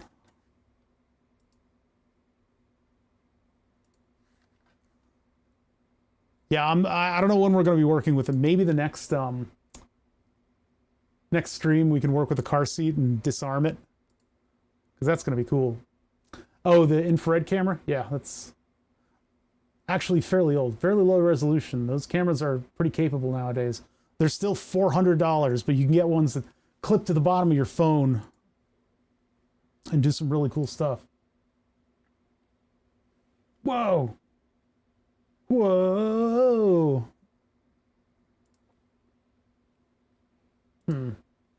Yeah, my brother brought with him a BMW seat. It's not as luxury as I would like it to be, but I think it's luxury enough for our car setup. I don't know if it'll last me for long drives, and it might have a heater in it, but here, I can show it here. Here's a picture. Well, I had the picture up before. It's in the Discord, in the stream projects section. It's a E90 something or other BMW car seat.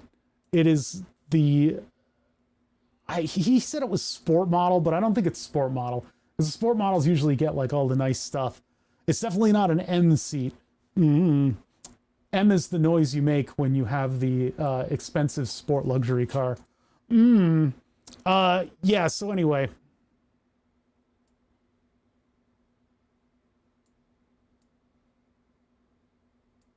I wonder what that's about. Any private methods should go here. Non-inline methods should be defined out of class.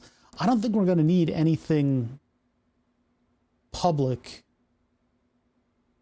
Non-wLED related methods may be used for data exchange between user mods. Inline void enabled, bool enabled. Inline bool is enabled, return enable Babel label from enable label. Oh yeah, the fights with autocorrect are obnoxious. Oh, it's not floor, it's Fleer. I see it. I get it now. I get the lore behind the comment. User mod example, my example user avoid in setup. God, I don't know what any of this is talking about. Setup is called once at boot. Wi-Fi is not yet connected at this point. Read from config is called prior to setup. You can use it to initialize variables, sensors, or similar. Do your setup here. Serial.println hello from my user mod and int done is equal to true. I don't know what setup I would need to do, assuming that the pin mode has been already set for the what you call it. But then again, you can set the input pin according to the settings. I wonder if that's where I need to be setting the pin mode. I don't know. Okay, hold on. So void connected override serial print line connected to Wi-Fi. Loop's called continuously. Here you check for events, read sensors. You can use if wLED connected to check for a successful network connection. We don't need to do, we don't want to do that. Although I could do if wLED is connected and the pin is low, turn it off. If not connected and the pin is high, turn it on. So actually we might use this. Well, no, because we're not, if we can't get a connection, yeah, regardless of whether or not we can connect, we want to disable that radio. So no, we're just going to wait. Okay, so this is the stuff that we just put in.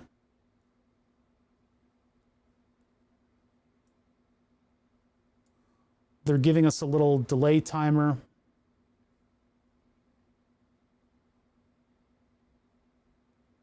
I want to check the status of a pin, whether it's high or low.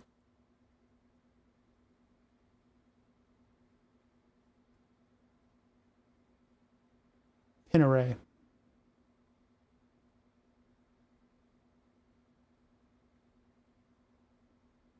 Looks like I got to do a little bit of homework in order to figure out what all this stuff is. I mean, the adding stuff to the configuration is a big deal, but I need to see whether or not I need to declare pins. I need to, I need to figure out a lot of different things in order to get this up and running. We're close though. I mean, I've got kind of the framework started on this thing. I think what I need to do going forward, and I'm probably gonna I'm gonna wrap up the stream here. We've been going for 3.5 hours, and I've got a good idea of what direction I need to go in, but I think things are going to get extremely boring from here out, and I need to kind of figure out some stuff on my own, just do some reading. At this point, what we've done is we've kind of set up our user mod, and I've gotten all the way down to the meat and potatoes. This is how I felt when I'm trying to learn ESP-HOME. It keeps going deeper into things that I need to read for a while. So in light of that, what I'm going to do is I'm going to end stream.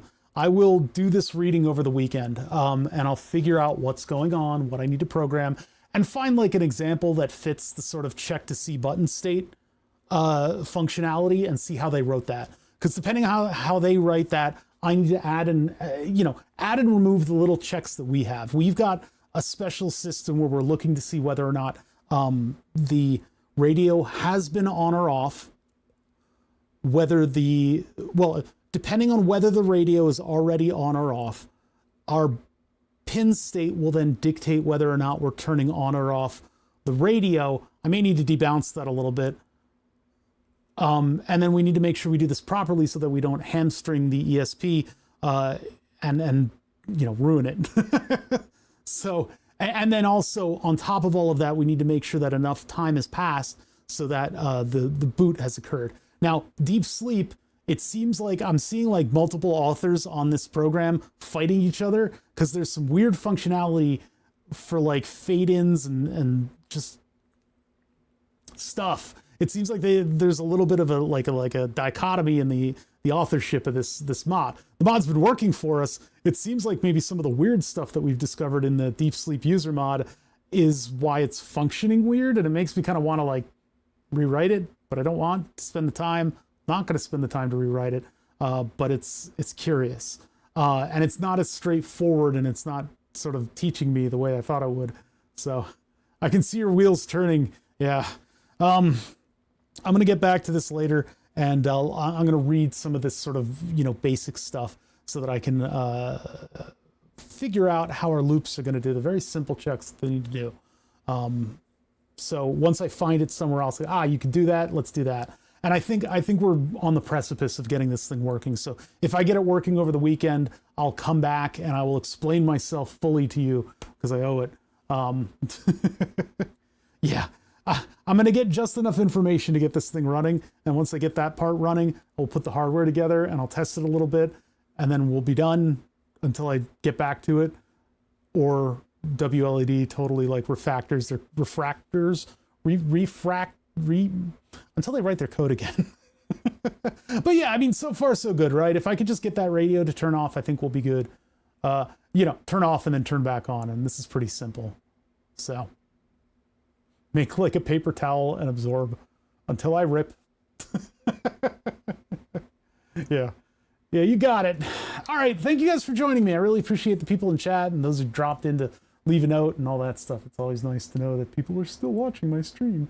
We're going to be back on like Tuesday probably. If I can stomach it, maybe we can come back tomorrow, but no promises. Weekend streams are always pretty quiet. Most streams are pretty quiet, and I haven't streamed for a little while. So this next week, I am going to be hitting the schedule and maybe a little extra. And I'll make sure that we kind of get through projects because, we need to bring a car seat in here and disarm it before it blows up. It's a lot of static electricity going on right now.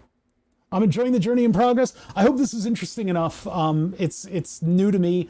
I haven't been working on this on my own. I've been not getting stuff done. So maybe you guys having pushed me to do a little bit of it, I'm kind of starting to see the end of the tunnel here.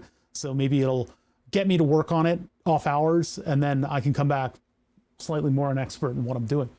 But again, any project worth doing should scare you a little bit, just a little bit, because in that fear, you have your boundaries being pushed, and it makes you do things a little bit better, right? That's my theory on the whole thing. And I say fear, people, Bother said this project should scare me a little. That's why I'm trying to disarm explosives with a hammer. No, that's not what I mean. The scope of the project should make you go, oh, I don't really know that. And you should just jump at it, right? Just get it done and try to boil it down so that you can learn things and expand your horizons. And that's what I'm doing right now. I'm learning a little bit of platform IO. I'm learning a little bit of, wLED, a big multi-microcontroller project. So anyway, thank you. Let's put up the next card. That should contain all kinds of social media platforms that I'm on in order to get... That's not... Oops, wait, end. Oops. Why did I think I had to type next? Weird. I'm really only on Discord. Blue Sky account got completely hacked. So I'm not on Blue Sky. I wish I was. Maybe one day they'll allow me to recover my account, but I'm a small creator. All these creators are on like 97 different platforms and they're constantly posting stuff. I don't know how they live like that. I can barely handle, I couldn't even handle Facebook when I had Facebook. I don't touch Facebook anymore. The last thing I announced on Facebook is look, I'm going to Twitch. I have been busy. Sorry. No, it's okay. I love you guys. I will be back as late as Tuesday, as soon as Saturday. We'll see what happens. And I'll catch y'all later. Have fun. Oh wait, let's see. Is anybody streaming so that I can throw my numbers over to them? I don't think so. I think everybody's busy having a holiday. Yeah, all the usuals. Garrick Durek's around if you can understand the language. Garrick Durek's pretty cool. But again, I don't understand the language, so I'm not going to raid you guys over to him. And I'll catch you guys later. Have a good one.